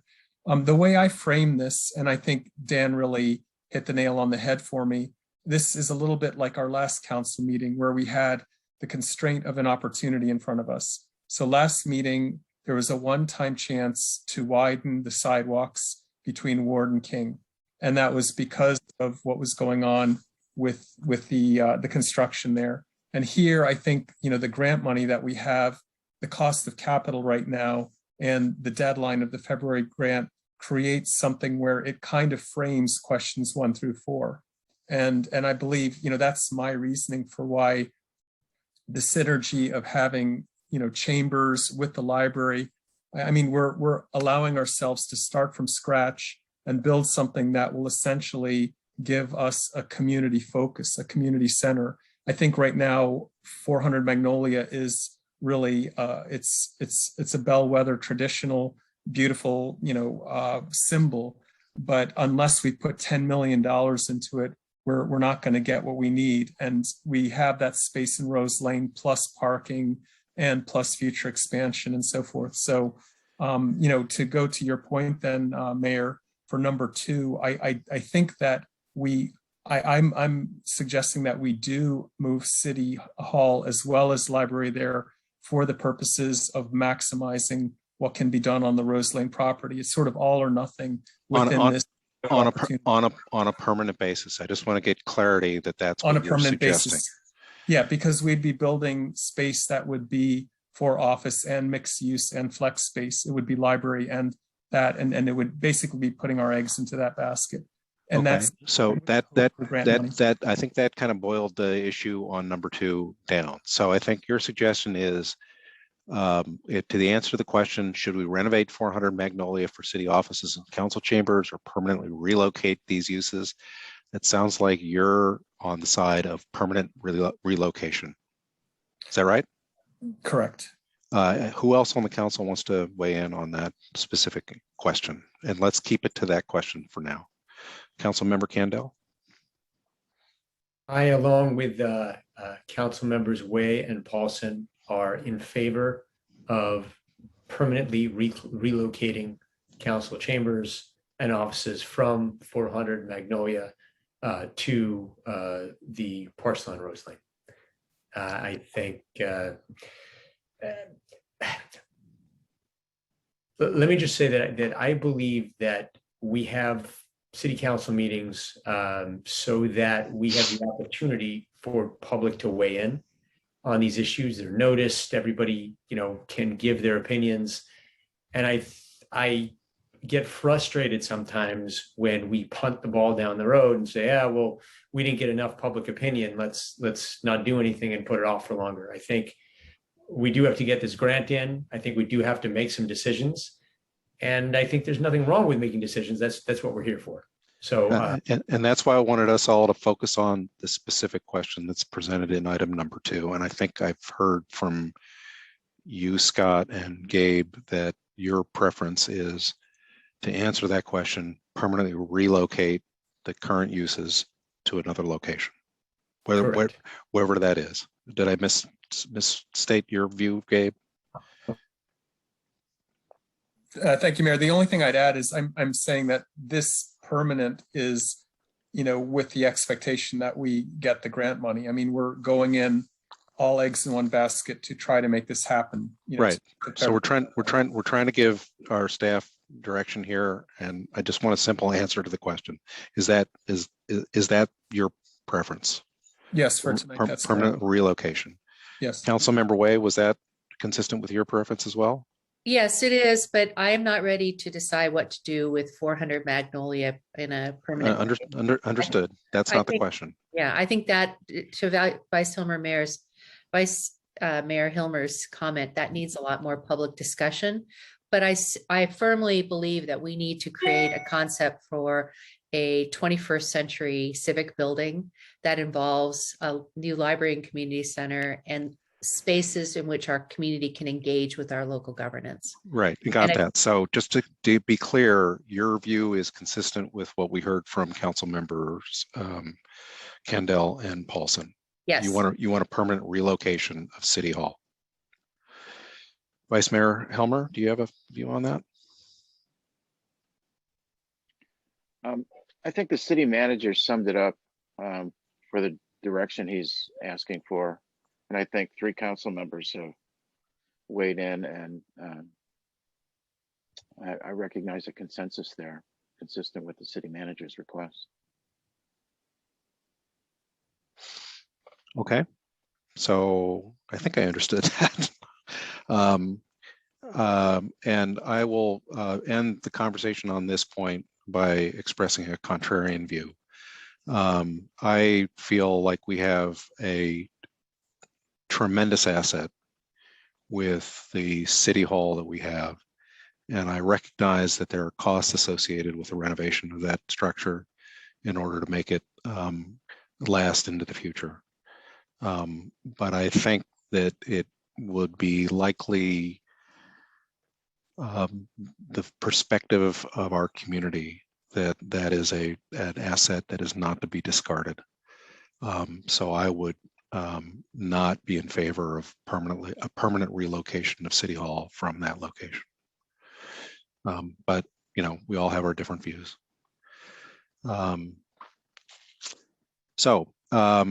Anything else on that one? Yes, Mayor. I just wanted to say I think you were commenting on number 5, not number 2, in your last statement. No, actually, I wasn't. I was trying to express, I thought fairly clearly that in the long term, I think we should have City Hall at 400 Magnolia.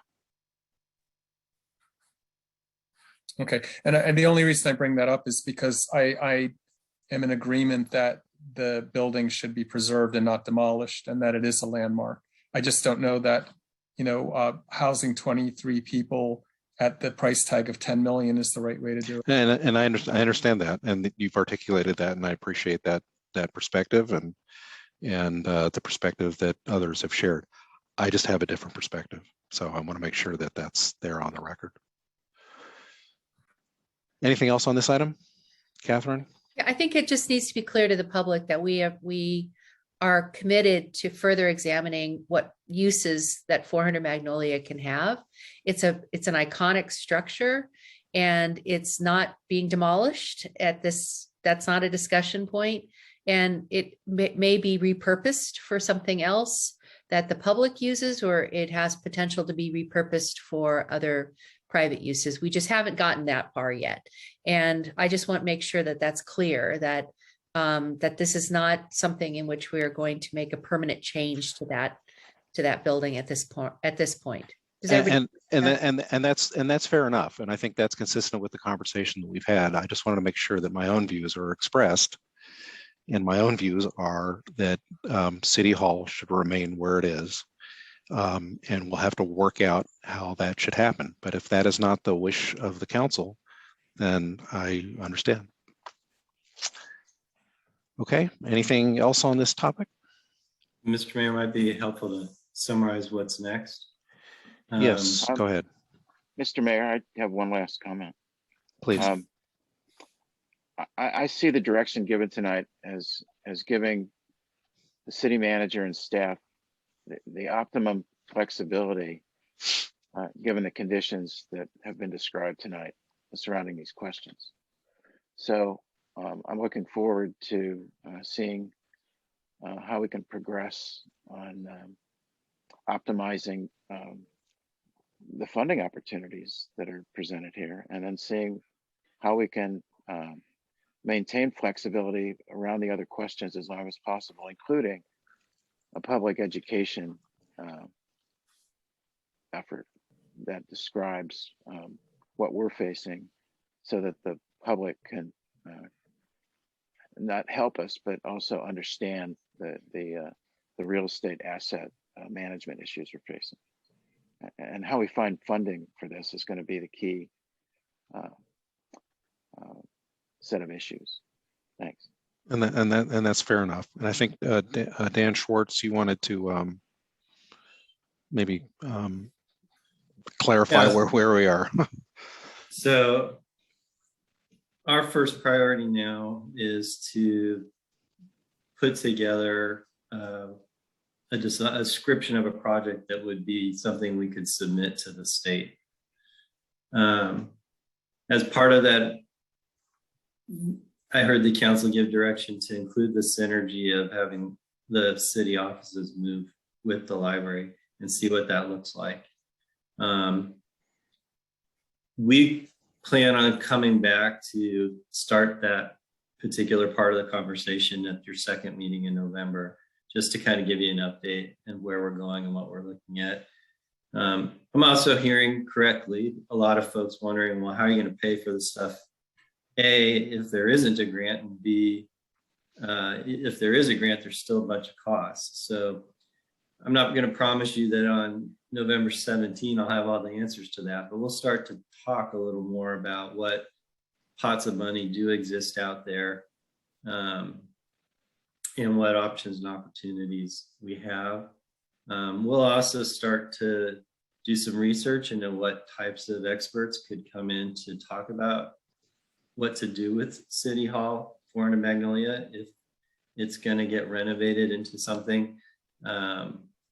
And I don't know, again, if we'll be ready to report entirely on November 17th, but that's the next time we'll come back and we'll give you an update.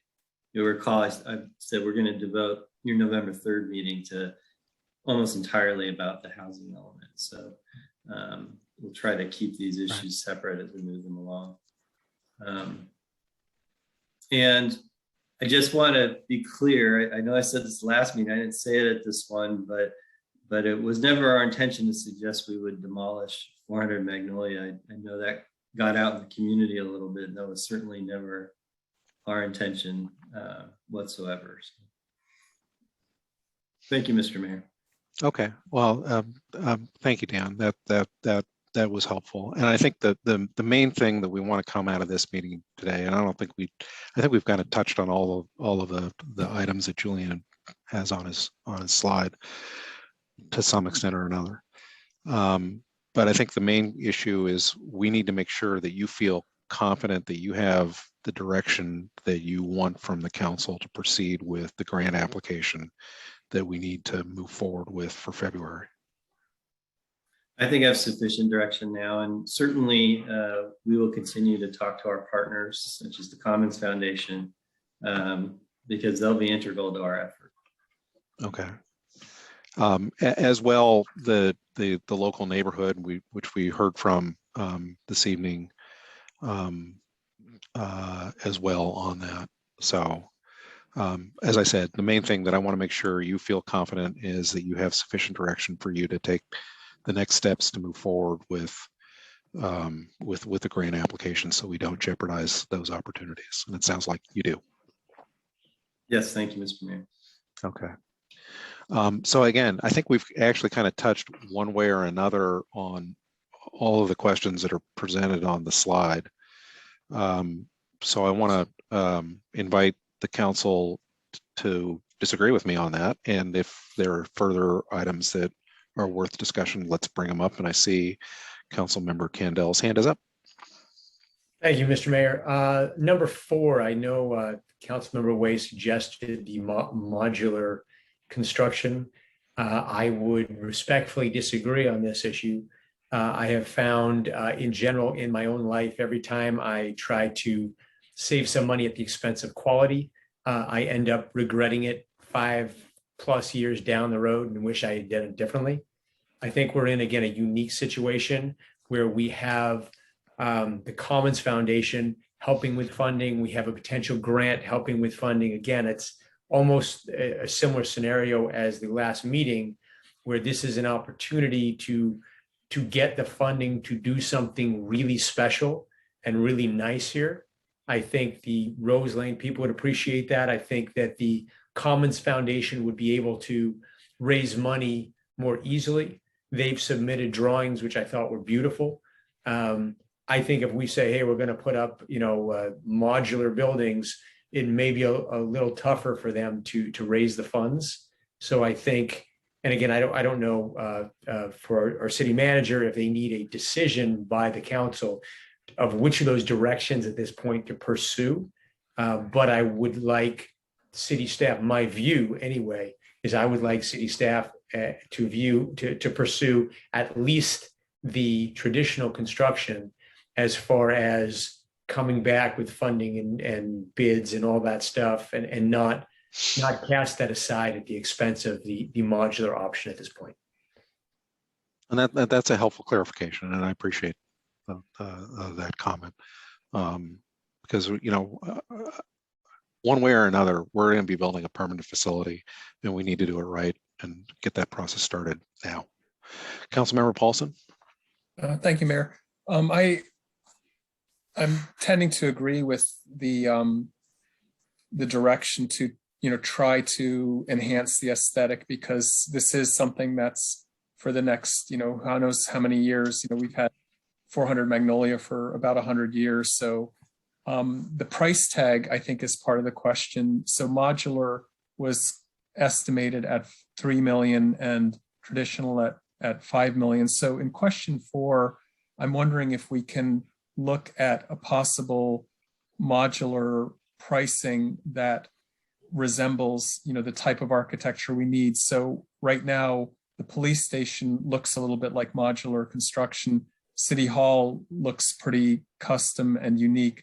I'm wondering to what extent, a vendor could customize the modular design so it would actually, look like what we want, and at what price that costs. Because Julian was saying the more you get into that, pretty soon you're at traditional construction anyway.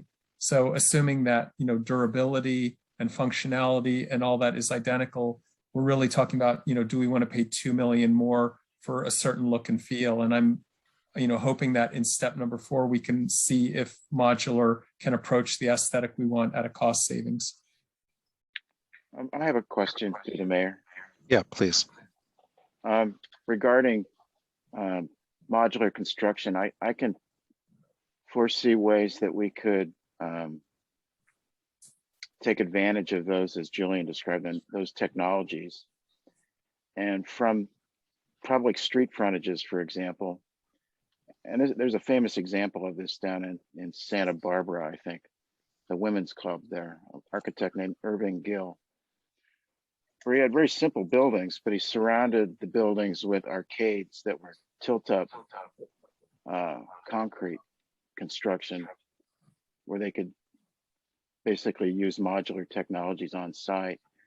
So you have arcades, covered walkways, linking the buildings that are actually become the character, and I think a fitting character given some of the drawings we've seen, where we could customize, as you say, the modular buildings with other elements and make them look more traditional. And I think very compatible with the character of the community. Thanks. Thanks, Dan. Catherine?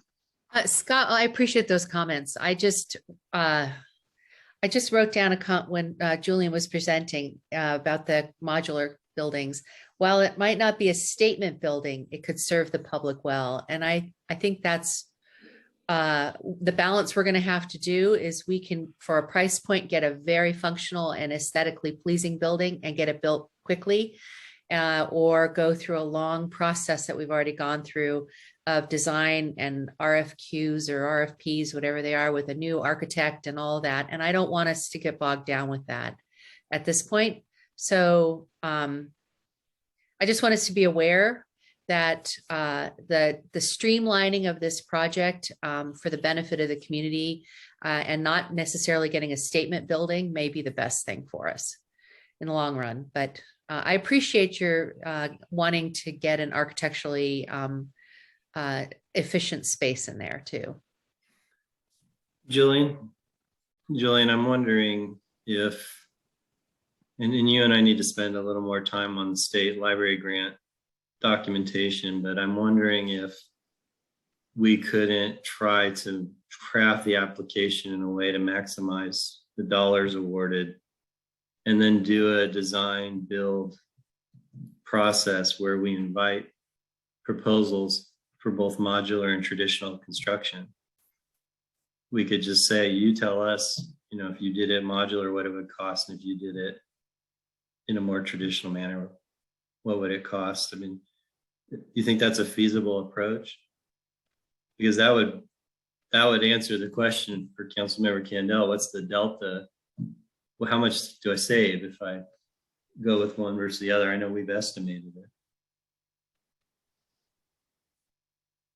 Yeah, some of the upfront work is a little different depending on which process you're going to go through. So I'd have to give that some thought as to how that would work with an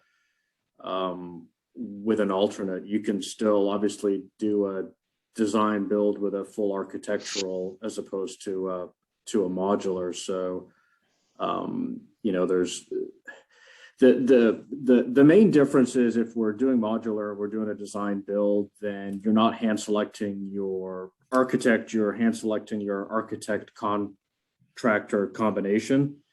If you're doing a traditional ground up construction, you're working with the architect from day one and you get the building exactly the way you want it is, and then you go out and get your bids. So there's definitely a time delta. I don't want to say there's a quality delta. You're not going to get a wow building doing the design build modular or alternate construction method. You could get a building of equal quality. It's not a huge building, so you can skin the building or adjust your roof lines to get some architectural components to it that are going to mimic an architecturally designed building, but it's not going to be a wow factor building that you could get with an architect is the main difference. And to answer the question about cost, there is a big variable in modular or offsite construction, depending on the finish level that you go for. The $3 million figure that we presented is what we feel it will take to get a building that will look as close to have been architecturally designed as possible. There's certainly less expensive modular options, but we don't think they would have the aesthetic that the community would be comfortable with. So, it says modular here, but there are different types of alternative construction methods that it seems like we should come back at the November meeting with a little bit more information on, and then we can also kind of look at the feasibility of crafting something that gives us the flexibility to make this decision in the future if we craft the grant that way. Okay. And then I can't help but a little teasing closing comment from me. Aesthetic is in the eye of the beholder, and Councilmember Paulson just said that a building of traditional construction that the community has looks like a modular building. So, the police building is a traditionally built building that an architect designed. So it does remind me that aesthetic often is each individual's perspective. That's my parting comment. That doesn't advance the conversation at all. No, it's a helpful observation and a reminder of what went into the police facility. And I wasn't here for the design portion of that project, so right. But no, that's fine. $36 million. Still, it's a lovely building and serves our community well. So I think we're all glad that it ended up the way it ended up. Councilmember Paulson, and then let's try to wrap this conversation up. I just wanted to say it looks like there is some public comment if we are to return to that. Thank you. I'm sorry? It looks like there's a request to speak from the public. Okay, Allison, I'm not seeing that, but correct me if I'm wrong. It looks like the hand was just lowered, but Mr. Jennings had his hand raised if you'd like to hear from him again. If he would like us to hear from him. Okay, Mr. Jennings, you may unmute yourself. I understand the complexity that you're all dealing with, and I appreciated Scott Candell's comment. But I think the real driver is what City Manager Schwartz pointed out, which is the funding opportunity with state matching grant money. So if possible, if you approved item number 1 and 4 and let Julian sort out what do you get for how much and how can we get there, and put that into the grant application, that would probably be the sweet spot of the short-term requirements. And there'll be many more discussions on this in the future. I'm just saying this because Councilmember Candell mentioned me, and I felt like I should clarify. What helps us raise money is clarity from the city and having everybody on the same page. So that's, to me, the really important thing is clarity. And I appreciate that, Joe. And I think that's what we've been struggling to provide.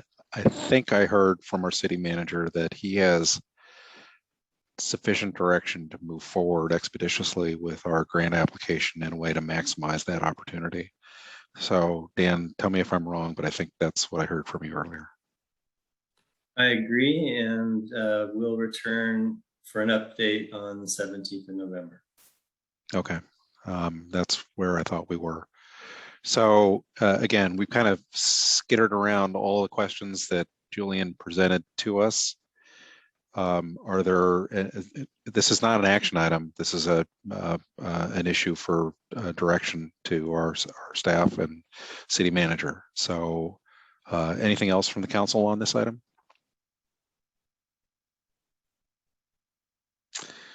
Seeing nothing, I think we will close that agenda item. Thank you all for a robust conversation. And the next two are kind of hopefully won't take too long. 8.2 and 8.3 are kind of similar matters. This is a request to appoint up to 2 council members to serve in different capacities. One for the MCCMC Ad Hoc Water Policy Committee that has recently been proposed, and that's a subject that I'm personally quite interested in. So we need to appoint up to 2 people. I'd like to put my name in for that at the outset. But let's have some consideration by the council on this. Or do we have a staff report beforehand? Yeah, I did want to just mention for the benefit of the public, Mr. Mayor, in my haste to get this on the agenda because it kind of materialized late, I forgot to say that this is MCCMC is the mayors and city council members of Marin County. It's essentially an association that the elected officials of the 11 cities in Marin participate. From time to time, MCCMC creates ad hoc committees that spend a year or two looking at a particular policy issue. This one's a little trickier than some of the other committees they've formed since none of the cities in Marin deliver water. But their intent, as I understand it, is to study all sorts of issues around the availability of water, the movement of water, reducing the demand on potable water. So with that, I turn it back to you, Mr. Mayor. Yeah, and those are helpful clarifications and consistent with the conversation that I've had with some of the other folks in other communities that have expressed an interest to move forward with this kind of committee. So with that, I'll again go back to the council to see if anyone has a thought or a suggestion. And I see Councilmember Way's hand is up. So Kevin, you're looking for a primary and an alternate, or 2 people? Is this MCCMC committee going to be 2 people? It's 1 or 2. It's whatever we chose. We can't pick more than 2. But again, this is something that I've got a personal interest in and have had a conversation with folks about.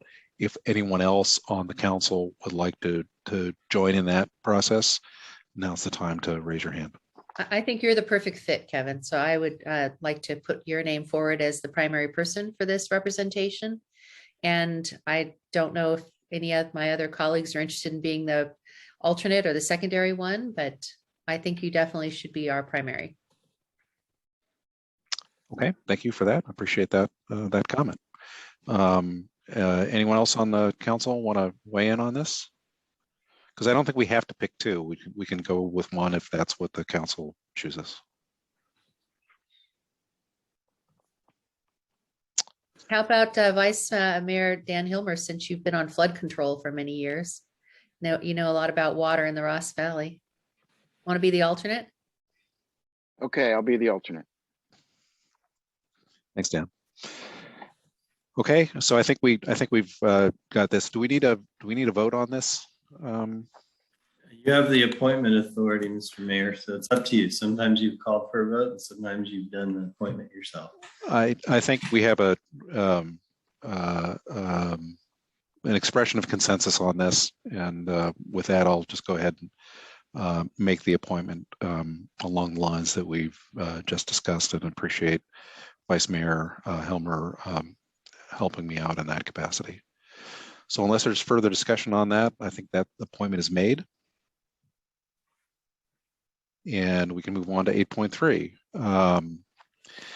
This is a consideration of appointing up to 2 council members to serve as liaisons for Project Homekey outreach activities. And I think we do probably need a little bit of discussion from our city manager about Project Homekey, because it's in the public sphere now that we're going forward with that. Well, we, in the broad sense of the Marin community, are going forward with it. Yes, right. Project Homekey is a state program that's funded through the county. The county is the government entity that's operates Project Homekey, so to speak. The county of Marin identified the property at 1251 South Alicio Drive as a potential Project Homekey site. They have been working with a partner to locate sites in Marin. The partner is Episcopal Community Services, who would actually renovate and manage a facility at that property that would house up to 40, I forget if it's 41 or 43 units to bring homeless off the street. The funding was approved by the Board of Supervisors at its meeting last week. And so the project is now moving forward. As part of moving forward, the county, ECS, and other entities in the community that work with the homeless are launching a number of outreach meetings and a process to engage the community, talk about what's going to happen at 1251 South Alicio, inform the public, hear concerns that can be addressed. And so as part of that process, they've requested and invite up to 2 liaisons from the council to participate. I can't tell you what that full commitment will be. I can tell you there are 2 outreach meetings already scheduled. One is actually tomorrow night at 6 p.m. and it's on Zoom, and we'll be putting the information up on our website. It's available on the county's website as well. And then the second meeting is on Thursday, November 4th, again at 6 p.m. And so I anticipate there'll be quite a few other meetings, particularly in these early days as information needs to get out into the community. So your question tonight is which of the 2 of you would like to serve in that capacity? And then again, our role as the city is it's in our jurisdiction. The residents of 1251 South Alicio will be residents of Larkspur. And so we will be their service provider, and we want to make sure this project is as smoothly integrated into our community as possible. And so that's our role and goal in participating. Turn it back to you, Mr. Mayor. Okay. Thank you, Dan. And this is a matter of significant public interest, and you know, I've had an opportunity to already engage with the public in a variety of different ways on this, so I would be happy to volunteer myself to also be a part of this process, and would invite members of the council, if anyone wishes to join me in that, speak up. Catherine. So I'm very interested in this project, and I think it's going to require a lot of outreach to our community. Our Larkspur's control over this project, or its ability to change and engage the staff of the county, is going to be very important. I'm very interested in it. I actually had a conversation with Councilmember Candell this morning, who also expresses a lot of interest in it.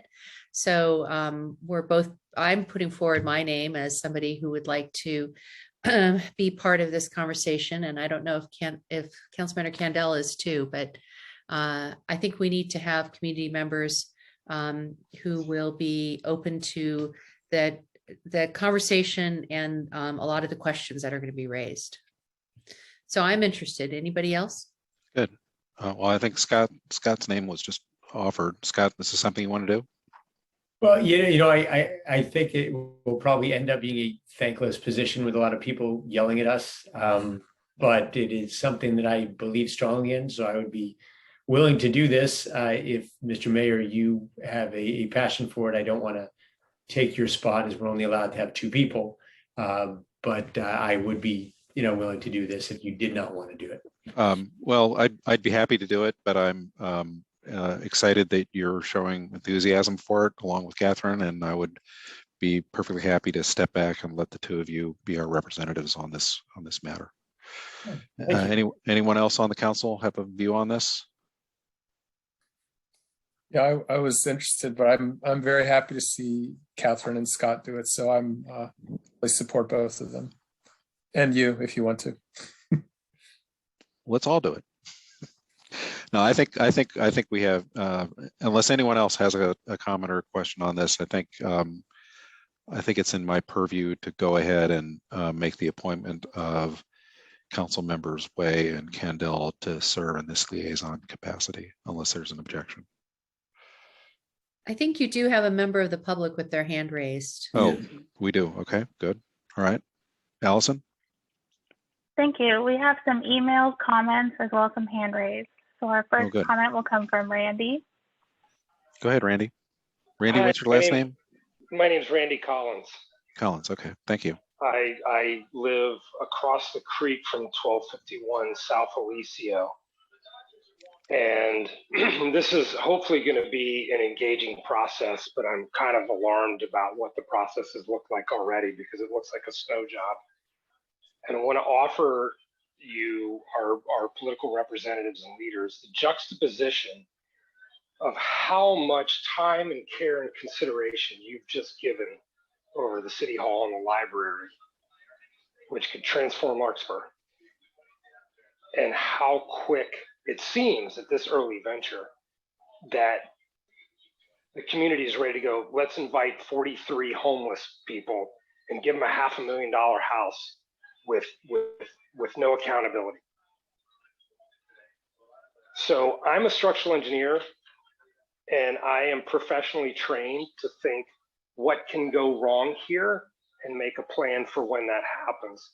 And what I've been alarmed by and what I've seen and not seen in the process so far is there has been very little publicity. It's like, let's just ram this through. And what publicity I've seen is downright Pollyannish. What a great idea to bring a bunch of chronically homeless. This is like the worst of the homeless that are in severe need of support and services. Okay, Randy, I'd caution you to be a little more careful in your language here. So, but please conclude your comments as soon as you can. I don't know what you mean by that, but I'm going to keep going, and I hope that doesn't take time out of my time. The publicity has been misleading. I've seen no critical analysis of, what can go wrong here. What can go wrong with bringing nearly 50 homeless people into an arena that has no context for them. I've seen a lot of talk about support services. They're not on site. It's like if they want to go somewhere else, they can get support services. Episcopal community services, they're running a business. They might as well be in and out looking to find another franchise. It's great that they're in the business of the homeless, but they're in a business. Eyes wide open, please, political leaders. They are running a business and they want to grow their business. And they're not looking at the cultural, at whether or not this is an appropriate setting to bring a bunch of homeless people. I moved to Larkspur. My office is in the Tenderloin. I moved to Larkspur from San Francisco to get away from this very thing. And now Larkspur wants to just, and Marin wants to just throw 50 homeless people in the neighborhood and hope for the best.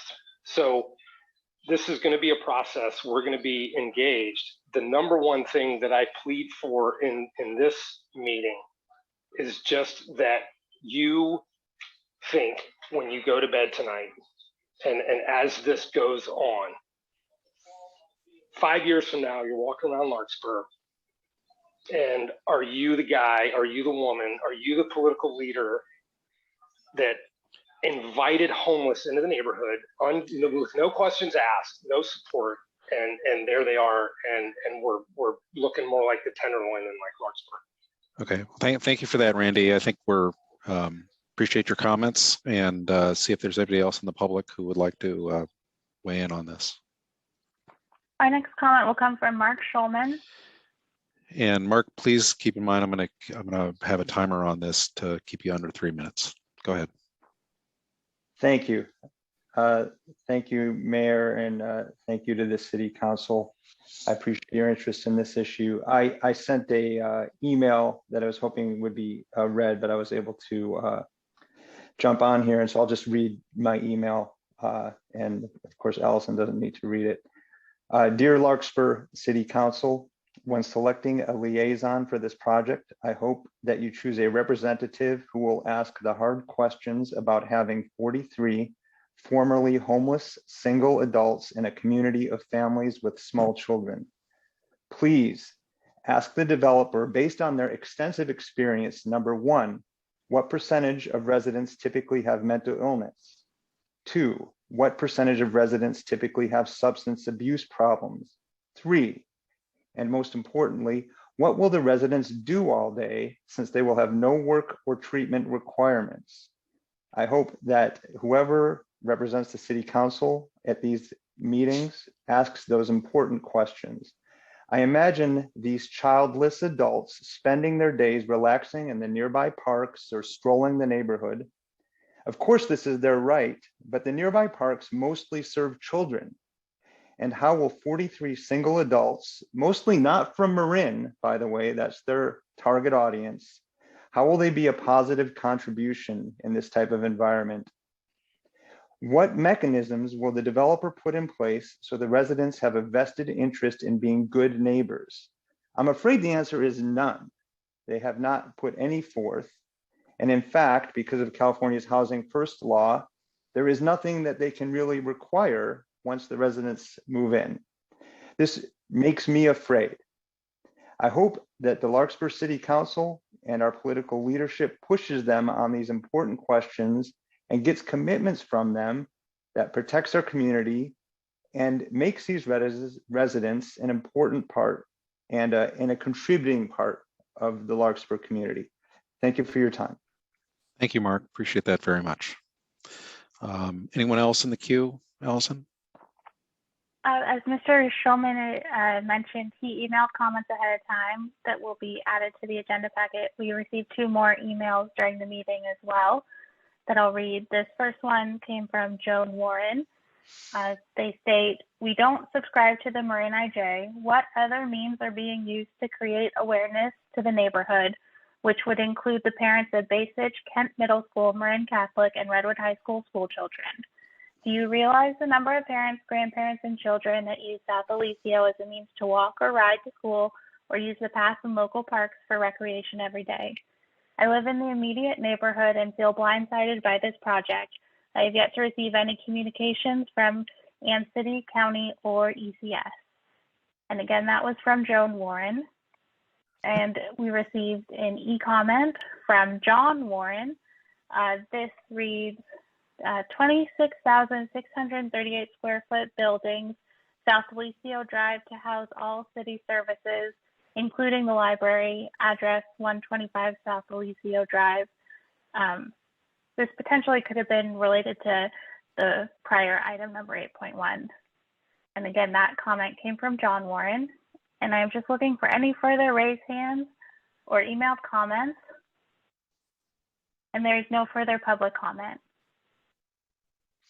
Okay, thanks, Allison. I think we've already had a discussion, but is there anything else from the council on this subject before we go ahead and make the appointments?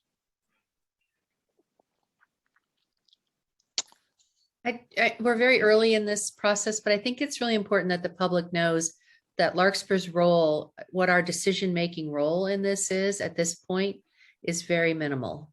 So there's a lot of process ahead, but many of your comments, I would also encourage you to send to Supervisor Rice. This is within her jurisdictional boundary. If I'm correct with that, Dan Schwartz. You are correct with that. Yeah. And I just strongly encourage people to attend these meetings. I've seen the emails that have come into City Hall. The county has shared some of the emails that have come into me. Even some of the comments tonight are not consistent with what I've heard and been told at presentations that I've attended. So rather than me try to explain a program that I don't manage or work in on a daily basis, I strongly encourage folks to go to the meeting tomorrow, where the experts are going to be there and they'll be able to answer all of these questions and start to address these concerns.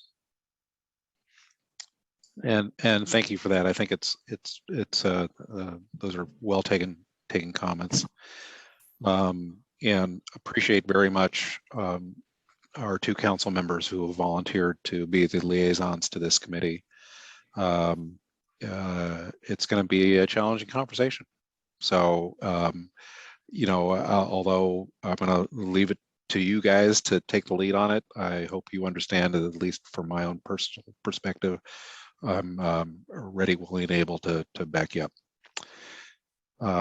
So unless there is any further conversation on this, I'd be happy to go ahead and make the appointment of council members Condell and Way to serve as the liaison for the Project Homekey outreach activities. Seeing a lot of nods, the appointment is made. Thank you both for volunteering for this role, and as I said, I'm happy to stand by and help as I can personally. And I think with that, 8.3 is concluded, and we have one more item on the agenda, which is adjournment. So I will entertain a motion to adjourn. Motion.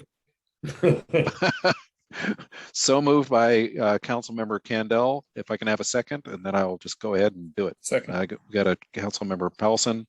So with consensus of the council members, a good meeting tonight is now adjourned. Thanks all. Have a good night, everybody. Good night, everyone.